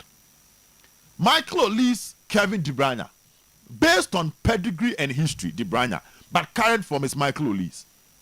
Then the finishing of Charles de Ketelaere, the movement awareness and conversion rate in the penalty box cannot be compared to Kylian Mbappe. It's a Belgium for the Spain for no. There's a France for the and the French team necessarily don't believe in control. So I take a French team for Motomu Gosa. Hardly more than 6 passes leading to a goal for France. Check this tournament here, Pana France team. No. Majority of their goals average between 3 to 4 passes leading to goal. Especially some defensive half. Omoji ana Saliba mu release the ama Rabiot. Rabiot recycle ball either to the left or right. 1, 2, 3 touches, they are scoring or creating a chance. And that is the weakness of every team be about controlling football. Team be about controlling football be a slow a quick transition. The finishers now what the opponent omoye elite. Desire do betimi ashe, Bakola betimi ashe. Michael Olise betimi ashe. Kylian Mbappe needs no introduction and the same as Ousmane Dembele. So yes, the Spanish team have exceptional defense. 1 goal conceded in this tournament. To allow just 7 shots at them throughout the tournament. But this is a match. You will say if indeed they are made for moments like this. On paper is the French team. If it comes to the physicality of the game, someone running 90 minutes, chasing shadows, they have it. They have the men to do that job. Or be chasing ball throughout. If a bar finishing and scoring now. Because this Spanish team, any elite scorers, Lamine Yamal can easily be double marked. Ne yine film. Danny Olmo betimi ashekaka, but he helps the midfield build up. Then you talk about Oyarzabal, on your exceptional scorer. And I'm so to Alex Baina on the other side. It's Spain for ninya control no. Now come more top finishers they can punish the French team based on their control. But I'm so to they control, but they lack that final edge, that cutting movement, to do the magic for them. And that gives the French team massive advantage. So I will not be surprised if we not France. I qualify to the next stage of the competition because of all these key factors. I all failed and so unless Lamine Yamal steps up and gives us something different beyond beyond at the tournament. Yes, this is the most important match of his life. Oh yeah, the semi-finals. I was just going through his records when he's playing a semi-final, and for now, throughout in the career, semi-final ratings, average ratings of 8.36, which is excellent. Yes, we'll do semi-final show up. Unless a qualification, but unless it's giving us something like that, I'm going for a French team, the French team to qualify. Extra time. No, I doubt. Okay. 90 minutes. I'm 90 minutes. Like to see 2-1. Me wo hobby ya. Okay. Yeah. Yo. Do. Enu ase wa danfo so ase adwuma ase o. Denya. Amorin. O za. O wa start adwuma. O for pre-season no. I know wa share the pre-season ase. Oh fine. Oh buy no Italian language ni a problem kakra ma. O suesua. But also be sua na tem. So we have be o free na enye that difficult. We say put the Portuguese, the Spanish and the French no. Any Italians, so more than normal language, never can any of these languages. I know more. So na me cheno. No what to be. Oh yes, sir. There's a one here Europe. Let me say highest spending club so far. Milan will be in the top 3. Highest spending club. Yes, so far in the transfer market. Yeah. Now Barcelona told me you be ground as amazing. Barcelona one matono. Gordon na Tottenham was there. And I will say top 3. Okay. We can be in the top 3. Yes. Hey, send a scout. Milan the trim over 100 million euros. I don't know got top 3. Oh, now so far the highest. City top about 116. Oh, City there's so many confirm. So more. I'm confirm. And I thought number pay. We didn't know tonality didn't know. And I thought number pay. So tell me say. United two first City thought number. United also have to. Okay, so I'm confirming Belgium and India. Oh, my confirm. Why the medicals in the view? Oh, it was around them say 37 million pounds. With about 42 million euros. Yeah, and I was 50 million. Yeah, to 74 million euros. Player Goncalo Ramos. And Ronaldo man. The new Sergio Ramos, Mario Gela. So you have 30 million pounds. Yes, 30 million euros. Whatever the new day, Sergio Ramos.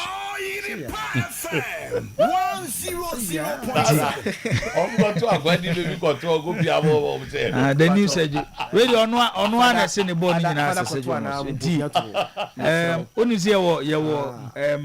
the new Sergio Ramos. The new Sergio Ramos, yes. Mario Gela. The season is starting up at the say the Amorin Mizutu, Yanako Fanaba. I said, yes, support.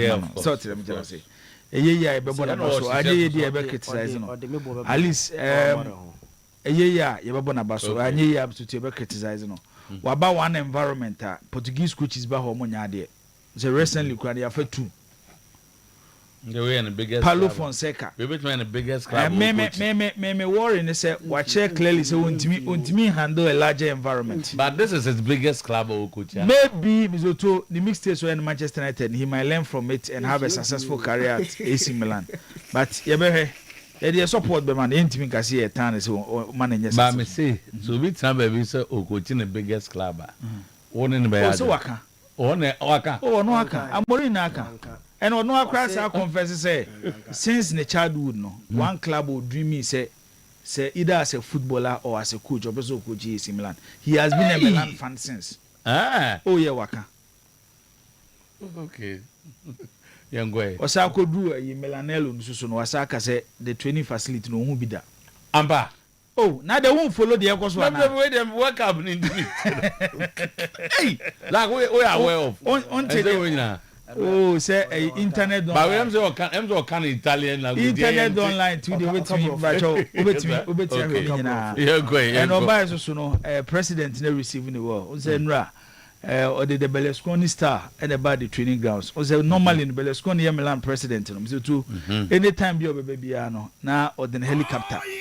Any fini base, no the basic training grounds. And no Jerry Cardinal is so bad, no the helicopter, no the base ho. Hey, Ushuesha Berlusconi, your man, This season one way Milan spending will hit over 200 million euros. Wow. Auntie. That is cow. Oh, yeah. Some go for you musica now obey. Obey open. The three one the three back na na to no problem kakra. Oh, but you better how e be see akọ. World Cup semi-final. The two you do stage on. 4 countries in World Cup semi-final no. Omo coaches ebenya say pa. Say ufa 4 coaches here kay omo coach 4 countries na. France, Deschamps, Spain, De La Fuente, Argentina, Scaloni, England, then Oka Thomas Tuchel. Obia won a story of Betro. Unim say one way or the other. Even in the history of the English national team, say Urani Diade Thomas Tuchel, 8 major World Cup now. You can easily make a debate reason why we're the most successful in the history of English football. Or the most important coach. England as a national team to Tomania. And found they are Ramsey. In 1966 or the England World Cup. No. And they say, well, but let him say in the history of the World Cup, country being for foreign coach in Yedao. No, country be no the foreign coach Ajida. Since I started in 1930. Alberto Supucci 1930, no Ajida Uruguay. 34-38, Victorio Pozzo. Yebebo 1950, Joan Fontana, no Ajida Uruguay. 1954, Hebega, no Ajida Germany. Yeba 1958, when Brazil edged the 58 World Cup in Sweden. Vicente Fiola. 1962 in Chile. It was Brazil coach was Amo Moreira. Then Yeba 66, Aframzi. 1970, Mario Zagallo. 1974, it was Hermeshon and Ejima Germany. 1978, Luis Cesar Menotti for Argentina. 1982, Enzo Biazot. 1986, Carlos Belado. 1990, Germany did the 1990 World Cup. It was Franz Beckenbauer. 1994, Brazil did the World Cup in the USA. Carlos Alberto Pereira. 1998, Amy Jacquet for the French national team. 2002, Brazil did World Cup. Luis Felipe Scolari. 2006, Marcello Lippi for Italy. 2010, Vicente Del Bosque for the Spanish national team. 2014, Joachim Löw for the German national team. 2018, Didier Deschamps. And then 2022, Lionel Scaloni for Argentina. In the history of the FIFA World Cup, country be a World Cup biano or the name Mamuni Energy World Cup. It is Thomas Tuchel, 8 million lead England, Emomoje World Cup we are. He becomes the only coach since 1930 World Cup started here. Our year foreigner, Oko coach or maybe or do magic. It's and non alone, you can make a case. Because history actually say, and yet that easy. Say, oh, you're foreigner. Now, Kokochi country be the Mokwaji World Cup. It is a Otimi Achivunwa. Ubet within the Diaka, great coaches are, or Mababe coach World Cup. Starting from the first coach, Alberto Supucci did the World Cup for Uruguay. Yemfa on audience. Then you move to De La Fuente. In the history of Spain national team, they see Vicente Del Bosque as their godfather. Because ono ena oji European oji World Cup esa ko win European Championship. After say Aragones G the 2008 European Cup for Spain. Vicente Del Bosque ne dom call 2010 World Cup, which was their first World Cup and the only World Cup trophy as Spain aje. And obeji 2012 European Championship when we say Italy final 4-1. It's when we talk about Vicente Del Bosque, ono so betimi make a case even as the most successful European coach when it comes to national team football. Sa fit way ena De La Fuente pese or achieve be. Because Spain already a European champions 2024 Euro Championship from Nigeria. And Omabedu World Cup semi-final. Omoji 2024 no na De La Fuente na yomu coach. And Osado Omabedu the semi-final of the World Cup. Our opportunity to play in the final. I'll bet you final no. It was also to me winning the World Cup. Sa case na ye de ma Vicente Del Bosque no. You bet me the same thing at the Amad De La Fuente. In Lionel Scaloni, the head coach for the Argentine national team. Onukwa the baby ojina say no. You can make an argument reason why or yet the most successful national team coach. It is on what Timiji World Cup now. Bema Boada Dwayne say the only coach in the history of the World Cup, Waji World Cup etimie defending, Vittorio Pozzo for Italy. 1934, 1938. It is Scaloni so kwaji World Cup now. Obeye the second coach in the history of the World Cup to win the World Cup twice as a coach, continuous. Nipa ba ko penaye. Ma de be mo no de no watwa Victoria Pozzo ni say already no waji Copa America mienu. Waji Copa America twice. Ofa South American coaches ab omaje the World Cup. Ofa Alberto Supucci. Awa jidima Uruguay 1930. Mzo tofa Juan Lopez Fontana. Awa jima Uruguay 1950. Oba befa Amor. Ofa Fueta omojema Brazil in the 1962 and the 1958 World Cup. Onema beti 1970. Oba Isha Mario Zagallo. Awa je World Cup for a year. The Brazilian national team. Onema nebi ababeshia Luis Cesar Menotti. Wababeshia Carlos Belado. Wababeshia Carlos Alberto Pereira. Wababeshia Scolari. When you pick all these coaches at Bema Bodo Matimiaji World Cup, none of them are dominant when it comes to Copa America. It's an only there. Scaloni di Chaomo. Then there is Didier Deschamps. In the history of the World Cup, Bema Boda, Coach Bien was also handle one country, Domako World Cup final me and Santoso. But baby Ojina Sesena, the Nigeria also beat me about 2018 final. Oje, about 2022, Olusu to France. And they are winning a game now. Bema Boda, or final. And Yakapok Jian Kra to play in 3 continuous World Cup finals. It's not that easy. It's Yababe do stage. 4 coaches now do more countries Ababe do no.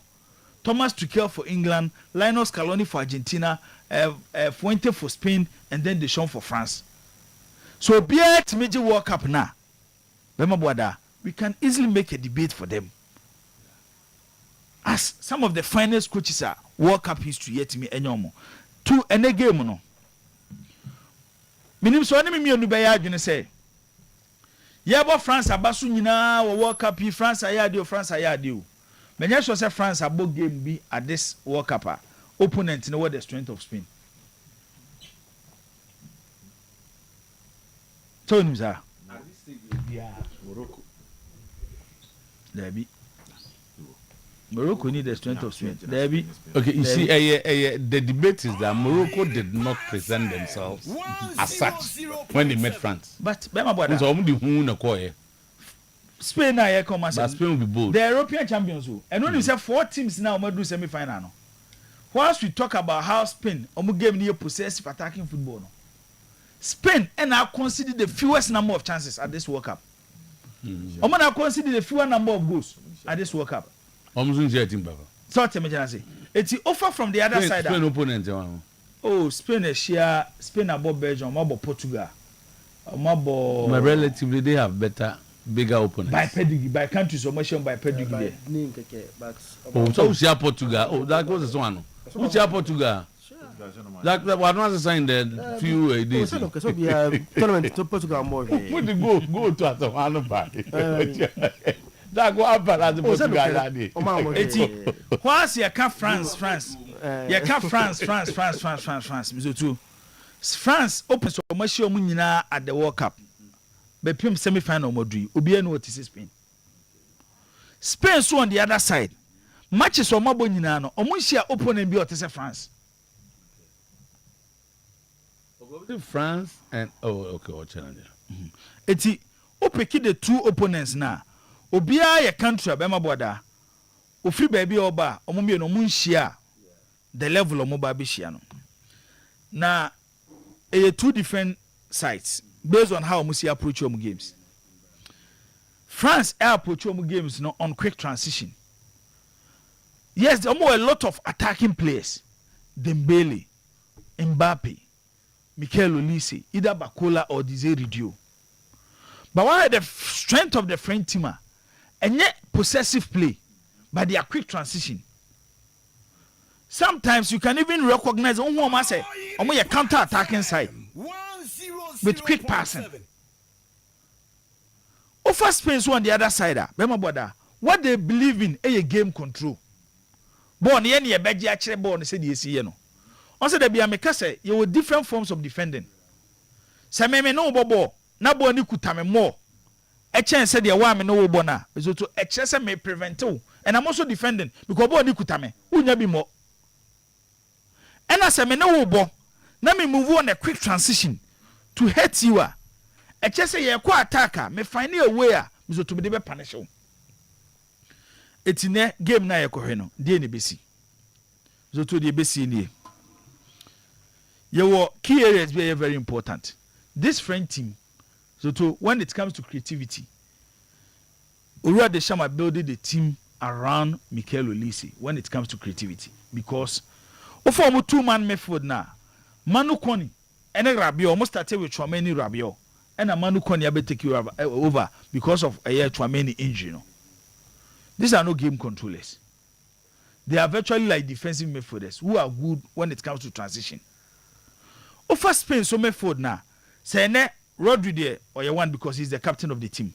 Wabo Rodri Pedri, Wabo Rodri Fabian Room, and then there is Danny Olmo. Almost the omode ba a game control. Eti Rodri a one. Olise a one also on the French side because Mephobia 1-1. The battle between Olise and Rodri Mr. To a very key in the game. Because say only mete balls na Olise nyana. E chese obe punish the French attack. Ono ne supplier no. Ono na jebo na Mr. Dembele and Kylian Mbappe either Bakola or Desire Ridio will move. Because when it comes to creativity, not only assist, but you put two balls in dangerous areas for attackers to punish some opponent. No, Olise is better than any of the French players. So how we are now operating? No, also na Rodri, Ejina de Maspin. It is the Rodri Olise battle. One. Then the French defense, the two. Na make say players are France show more tournament in na. Omo share any player, our defense no. The two. Best struggle to say Elami Yama or direct. It is the Elami Yama battle with Lucas Digne. Spain attacking threat na ba form kakra because Omanye lucky. Omoba tournament you know. In Nico Williams, and or yes supportive to Lami Yama from Bemabo that the left side of the attack no injury Sahano. It will Spain on the left side of attack now. And yet threatening to say on the right side of the attack baby Lami Yama no. I don't know Sebia de la Fuente will be bold to start Nico Williams. Because we started Nico Williams. Now we started Lami Yama from the flanks. And you're equally good like the French attack. But so when you're Nico Williams, then a Jumani Nina Bejan Lami Yama so against the French back four.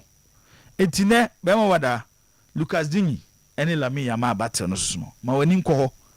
If Spain stand a chance of punishing the French team, how Lami Yama benya ni day, and now say Lucas Digne be kati Lami Yama off. Say Digne kati Lami Yama offer. Say Spain will have a bad day. By game control there, a bad thing. Say the French team will have more game control. But one thing is that the last time we share European Championship, almost share France no. The France team had the BB extra to a team no than Spain in Mikel Olise. It is the strength of the French team. Akosoro. And at the strength of the Spanish team, Swateka because you share them with Nico Williams at this tournament because of injury. It is a one gamer. So to acquire extra time. Wow. Acquire because Spain will try to do one thing. Okay. On be control ball no more. Say the Bay France for the be chase you. Say you call that way. The French will also decide to sit back, trying to find spaces now. Spain for be their moment. And when him say the Spain centre backs, it looks like the most organized centre back at the World Cup. Pau Kubasi and Emerick Laporte. And then you have it's in and we were home so soon. It's a one gamer. Okay. A bonus 7 o'clock. As a Ujana will be. In-house commentary and answer. Yes. Did to me say you be the winner of this game. You to a better travel for extra time. Wow. Why not was that? There is one thing. Yes, Yaka Ferran Torres at this World Cup. Our changing games. Merino Abba, where we need 2 continuous games for the Spanish national team. Adeba France for us once. They also have a strong bench. Players can come in and change games. So they just imagine say a game na ABA. Only same mano. They can call on Ryan Checky to come and make changes. World Cup be able Marcus Thuram Gramobio. Oh my. Aluchi na woman ako. Ayine buy, akwane buy, Mateta. Onzu Mobi. Okay. It's just imagine the strength France football war bench. That's one game maybe 90 minutes no. Possible we might see 2-2 then in the extra time no. And France for no. I did the quality at the bench no bet me about BT Spain for. But that's it. A game Mizuto. Ombi oni no bia ni yonku fuma nya. That's it. Tino. Boss. Yanko abaya no Francis Edubofo. Etafe no Ura. Choir master dia de friend Ura 10 years. Ura si ehunu. Ura ira. Oye nipa kokko kronom ena Ura te. Oda kama choir master. On the 12th of July. Benu num da bena na 12 no. Kwesi ada na. Ena Francis do before etafe no Ura. Choir master ofrifie. Na baby okoye de na obi anim. Akoda yi mayo. No atade yellow. Top and ash and black shorts. Some akoda kama oda TV see. Eta friend Francis do for ura.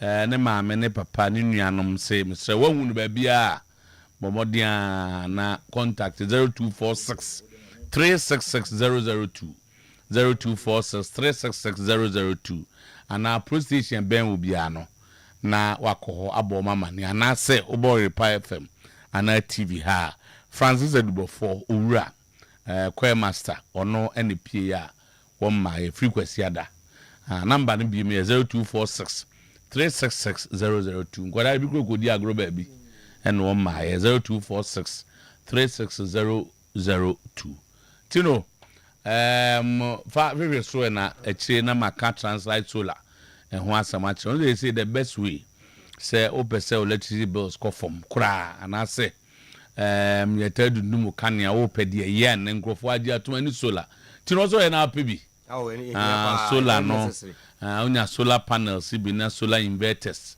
lithium batteries ne complete solar power systems na your residential your de adikofie de adiko adwumam construction services solar power consultation professional installation nyina ye translate solar for your 24-hour system. I the monitor battery protection near the 5 years. Nya de abebubo car electricity bills near dum kamia bia. And na de wo mo munim de no use solar. Na ne bo nya de kan na ehu. They say they wo form kra. I will be at me bi. Solar panels this year adwuma kira meba be chim. Ba ma me ma number translate solar for 050 424 9229 0504 249229. Tino zo utie numbers na 0206 542 454 0206 542 454 and also between our press so la 17 between my press 0244 729 300 you never try translate solar kwanya ye fasoma solar ye adwuma wo fie bill no dum so nzu nye dede on say dia baba akon de also na we de ohunwe no answer wia wa reserve wa de na anwumre wa so na dem power conditions na ade tunu enkwai World Cup command de bedu sabre na see horse engine oil kan ho and a commentary near the Ebra War was it diesel extra turbo diesel and a legendary classic ni nyina ne say free bra abro free baka Ghana for ho my sha say yen wa ha no abo Ghana for ye pa engine no e da from fiepete pepe na ho emasem 0244 577 559 0244 577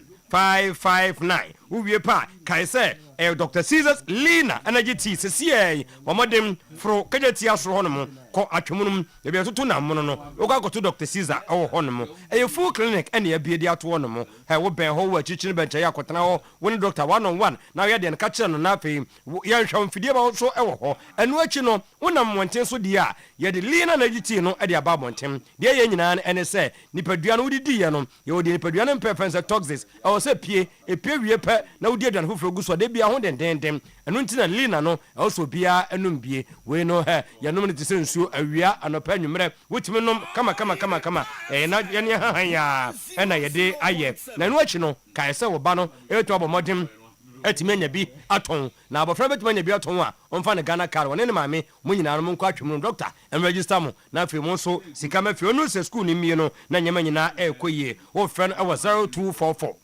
462689 0244 462689 atwema kwa ngoma community bank PLC ka ho bi na comment ne go so de brawo hyehyɛ ne ye kama Ghana ni bi e presse wodin sika beto san se de hedem omo na abeso ahwe omanim head office page number 2 0322 298 what Dr. Lawson ya kai say nupa miensa de ma Ghana for no e da so ye adwuma Lawson Herbal Mixture, Lawson Locke, infection biano, ebetu ase delay man capsules ye bema, de aka say wo delay won pamua, de bian ho na ase na be ye in kind. Wo friend pen 40248 619 na no so nyama ejiso ekona kwam edu eba center Dr. Semenka o say mankasim ba fikrum obowura ho no mu a for stroke patient no ebra ne nyina eche no edek SMB test no ye nko agina nsa ne ebu abo ma ne mema amasisie no eye mama no ede afrim akra so Doc official town 0558 379545 uwie pa kai say ukopiem ewo Embo Creation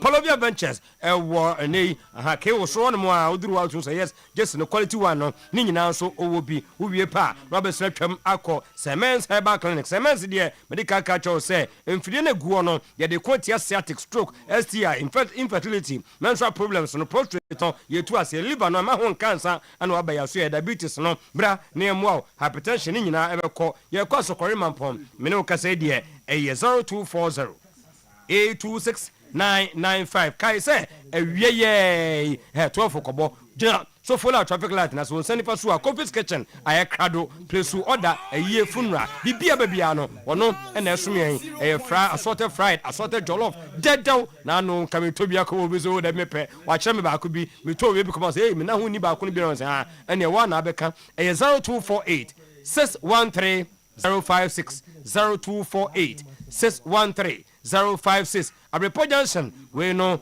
Sheffield station enche na no so ye bie e de atom tenated no abusua teniye ye tenated malake tenaka toma mixture na afi hayan capsules wani no eso beda o hayan before capsules there be ma waduro ma usi pisi pita na afi enwumre wo so ba no ma ne kon ho yie tenated malake no so de eboa ama enayi ekio ya de bi malaria na typhoid no e de afru no mo ama nyama akoyi tomaka no ebetu osa no so ase e de amawo adwuma na ba e de amawo I mean, cows so fly, and they ocean shepro swa, a bus stop or swami marketing so, yet a new one, Eddie Abba, Santase, a report junction, a pre-junction, a hand so we ain't our honomo, and you could see a dimu, a bus shop, Simen cow say, and they watch Santase swami, quadra so bantama, Patasia, Ninano, NSA, Yamojuma Aye, Ukra MCA certificate, sales and marketing certificate, Abra, Nabaya said representative, Sasuna area manager, Ninachino, your field auditor, and a medical counter assistant. Na fresh number na nya adwuma no so 0241 386917 na just wanya adwuma aye me de ko Asokore Mampong Community Bank PLC ni nyina no ene say minimum penhyehyɛ a yɛde to hɔ de ma yɛ no ya hit target ne den since then obi odi achi bia no hu sɛ bank ne hihim de biara da engosu de biara da hyehyɛ ne yɛ kama individual savings your corporate savings susu savings no ɛyɛ adwuma bankers no bɛba monten so na afei yɛba bɛgye passion ne deɛ the head emergency bi aba obi ante won kapa ne de ma show na afei wokɔ your salary loan for private workers no ɛno nso da hɔ ɛde mamo ne nyina akyi no ame enka wo sɛ when shepherd so Unity Link, Apes Link, and C Link, Ninan Juma, ye common pon, asokore mampon ho na herofes no ewo mo manhia museum ho no obenya ba ko so ho so me makro ye ne pizza mine na ewo dan kromo mu adum de ye bo modena be piem ewo new Nsuase Palace bede no mu a ho na abehu yen se bibia so ekoye mesidin no eye asokore mampon community bank PLC franco nie nyama panie ade afon so de eye kama quality na ne nyina ne Nokia Samsung iPhone Smart TV home pempade nyina no eka ho microwave blender generator CCTV camera function monitor video anytime anywhere ajaba joel adum old Melcon Kofo clinic ho nyina no obi aso franco yenye udie ne wi ebue 0245 316969 na nyama eguso ekonkan ya hwehwe ohenre koso do ya me say 1 July no we ya de we de Ghana for kwa hepatitis typhoid prostate ulcer free screening we epe no we say until 9 ni nyina ne say wo ba ya so ya tete nyama so fatty liver hepatitis prostate fibroid ni nyina no ye bi ho adwuma e we ya so ye omodem nyama SK liver care ni nyina no e bo adwuma 0244 544 422 be portunie Ghana for ya komo dwiem ni nyina so ne nkofo bebre ne si so be bia de ho ko hye ni nti o Ghana for so moni ate ye de hombo mu a ne mo nyamre de biara da ni nyina no e de say ye no ye da payroll lending no eso enu nti ye sika de ma government workers no bosom eso ya pe ni atete kama enu nti usika da hono mu a ye 3 months 6 months 1 year de da hono mu a nyama ye kama ye bia behunu be port bia no bomodi mboru a ho udu Ghana card hey ye hye ni wie pa phone so da so eso a wa utimi redo wa de o pese ye assist wa ye nso betima ye e de amount o frame Michael number no 0242 288915 Mr. Daniel number near 0244 598400 Docas near 0558 119281 and a junior 0559 980891 be port to kai say future no see kuma so kra no udura makom traffic ho mu a krabata kase na ba kon so ho Ghana nyina no be port no bia e ka ho asam boss player and na aduma ko ma me birthday o okay any aduma ko traffic na ma me birthday oni aduma ko ni ma me ne fe no Rose Domfe Ama Rose or All Saint Catholic Church or Santasi from the Ma Rose busuafo nyina adoma ko ni nua no nyina na mo ma happy birthday de ke ni muni o ma me o papa o nua no ma we so de onamfo fo ayi ni mo nyina okay eno na ye obaku de no obaku happy birthday okay eno so good birthday good yeah high birthday okay we wa onko fu Matthias enti enko 11:45 okay eni asa na befa eni birthday yes eni asa befa do bi eni o de program we dey bra kwa me dabi we program dabi protocol we bra kwa me na wi na da for kwa ne visa eno visa o visa kwa beti makoho okay bra kwa me yeti o happy birthday we dey say Manchester for ni bia na no nga Manchester okay Andre Santo 50 also be that thing not to Kano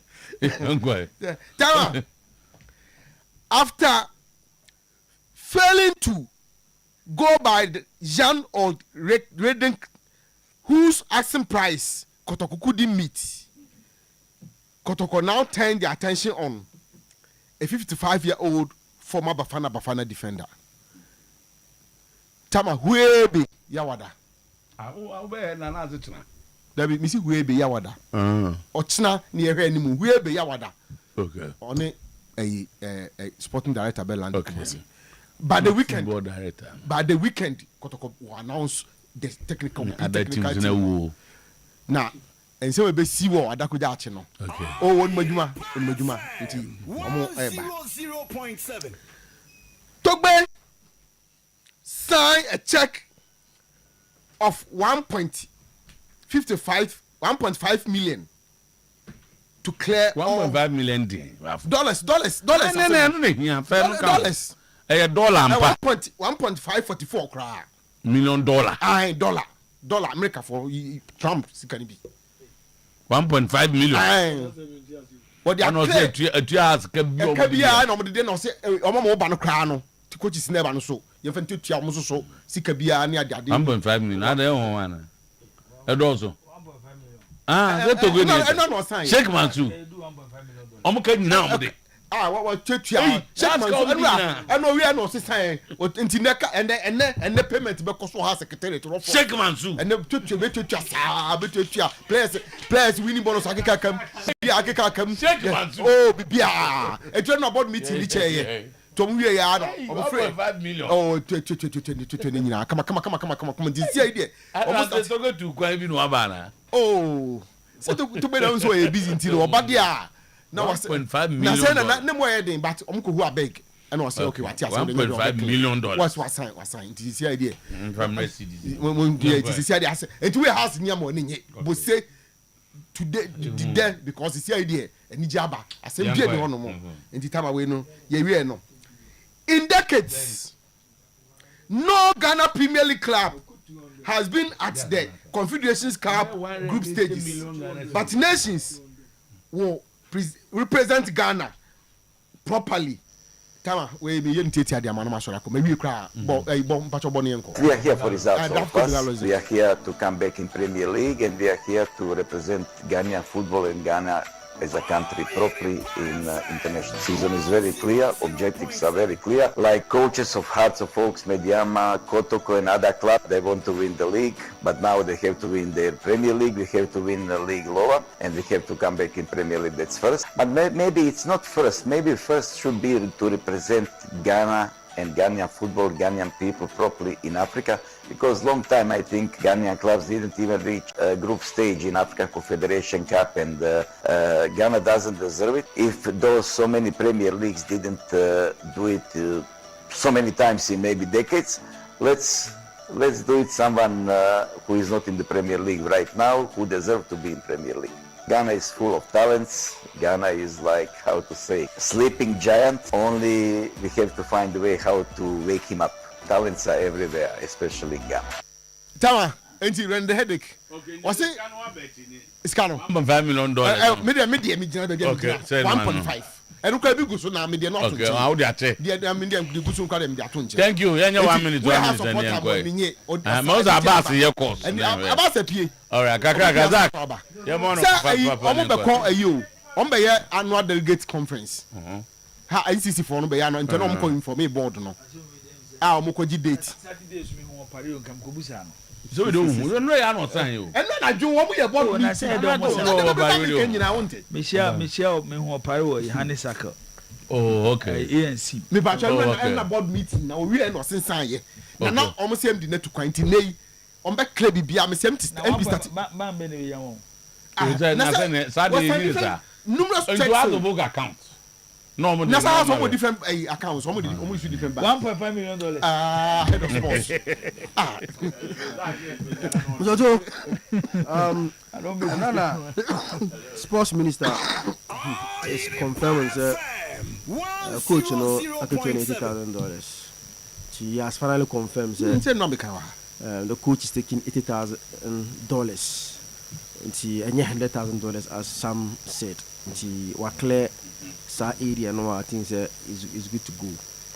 Now so with club football in Chebia be starting. It's club football be starting no. Last na better say my this now I can for teams and some start on pre-season. Tuesday days in the can catch and if what is being reported na Sanet here na coach no or chelo chinichia or babe do I say ya say omunye late. Na no me kware ko da chiko hwe ejuma board on the pitch because Omai say some improve pitch no before the team no be resume akweti no so nti me am ko hu say na dwumadi ko so pa on the pitch na akoda cha omo yehu dwuma say na be improve quality of the pitch no maba okay eti say dia entity there say na tie dia African terrain there is a great African club football a great coach Ofa based on the amount. Yeah, based on Nyama why no South Africa. Because last season say club check on should and anything substantial. The project you have done. Now say your team you are the Mawa you cannot win. Last title. Maybe your coach yes Sekukoni. How do you win? Your man so be coach South African League Sekukoni. Na o coach man dey brekum Chelsea. Now we have na o kwa jeje na so Angelica. Saturday see once in a decade no and I say once in the years no you find analysis. Constant factor is that if you place fifth with Sekukoni in the South African League, it's a big achievement. And in often history at Maritzburg, at Cape Town City, at Orlando Pirates, that team's in Yajuma. On Africa, but what checking Nippon is he currently employed or unemployed? No, last season, we no, Jay. Actually, Brena, Zaka Mayer, I'm saying, Modis, Basso Gassico. Oh, said the dinner that. The dinner that is going at Eric Tinkler. Oh, okay. And one or more. Right, Eric Tinkler. Okay. What the train, sir? So bad. Oh, but that's the last time I said. Hey, you don't go by you. Danger, and I didn't buy you. Danger is a danger. What's the son of me and sending here? Oh, they won't say on negotiations, of course. Okay. There will definitely be changes at some point in time. But no, South Africa, you want to better. Definitely not. We have got investment in us. We are hoping for the best. Na who say Omrambe Juma na da hono nya Juma ketwa. On say much is expected when it comes to the affairs of Asante Kotoko. Nti ye hwe nim say ombeba no mababe to nyoma yi. Okay. My only issue for now is the policy direction. So on as at now, conversation on that in bio. At least the Mahama said now because organization be a leadership the omo person will achieve and the by with default expectation so organization be a so wait me a station like Oyerepa say o plan is all the baby break even o by even no break o matra ho try even good baby I buy why identify new maybe you need to start afresh and start breaking even. You need to communicate that to the people who are more interested. So in the shape of football, say appoint as leader for certain clubs by default. Your expectations be but if you are the over two, it's a say when you and what achieve with expectation. You need to tell the people and work on their minds for them to accept that. Okay. But so we just on the tours that nim say I had the SNA and then one a bed down go foot trim. And that is where I've been very, very my attention. So who expected then? There should be a policy communication to the supporters. Exactly. Ebia. Okay. The first 2 years. You buy, say not to indict somebody. And you see a candy a kuchubi.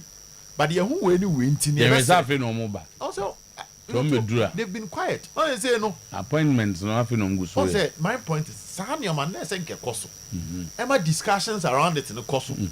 And Sani I said you may na sinti your appointment will be in line with what you have said. With what you are saying. Okay. But we just to us by default they down ko for 3 man say kotoko the ebeji league. Okay. So be so there no you. Say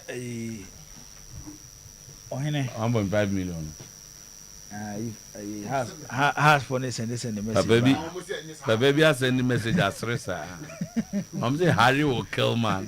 1.5 million. Over top pressure. Unze Rambo da mede bia me kase. Say excitement ba around Kotokone hasa. Your league ni na the feeling around the league ni sesam. That's right. Kotokone has no. Other clubs are Kawagana hanging omu no mudidi omo. Ye ni didi omo ye nyina. So more new opportunity and tomu players and kwabuchi and omo twense Kotokone has be bomb player. Well clubs do say nam to obeti gyina so wa Ghana player. He plays here bobo your Ghana league. That's 200,000 150,000 Ghana cedi. Anka ball crowd and no kurem say Ghana ho standard pa kayatra say escano. Yatra says can because some 15 to 20 years back Kotoko Ales Asamoah on what the name chum over 200,000 Ghana. Kotoko Facha Stella. It chum says cano. Okay. So to the Mechanasi. It can make here to play a crowd from Ghana Liga. Kadia Fukra. Maybe a $150-200. That's right. But ya to ya may bono ayabasa. Intine you could to play a crowd. In new $10,000 square say aboarding. Because the standard of players na won in the form. Yeah, expect a lot from Kotokone has. Ye po. Say 2 club coach no what whom be coach then. Harry Who send the danger mark on once. Aye. Okay. Only got the Holland. As I was in another was, and this message. What's it called? Holland in a good but I need a coach will come.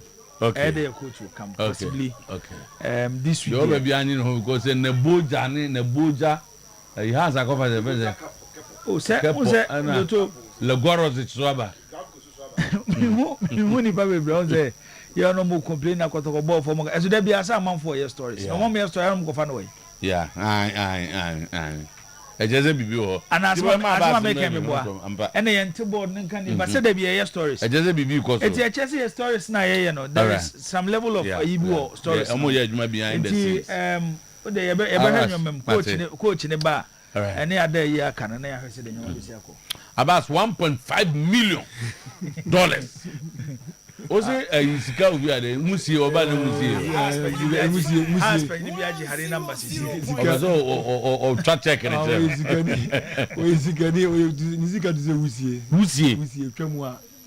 okay. Yentie. Yabusam Gakra. The Koye. Yabusam Gakra. And debt. And what cleaning? I want clay. Muslim friend, bro, from Vacha, another friend. Vacha, yeah, I say, yeah, care why in our brand, what kind of friends say? More friends say, me, bro, for the brands and who do over. Then, Mr. Cabro from Mammy. Faka, why in our I have a Dumamuka, why in our trouble to many now, Piaka. Tom of the brand would Pia. Unpia, run on my inn, and the Hurricane, the other two, and the other two, and the check and go. Danger. What's the check and go? In your story about checking and go. What wrong? Banner do what wrong? Okay.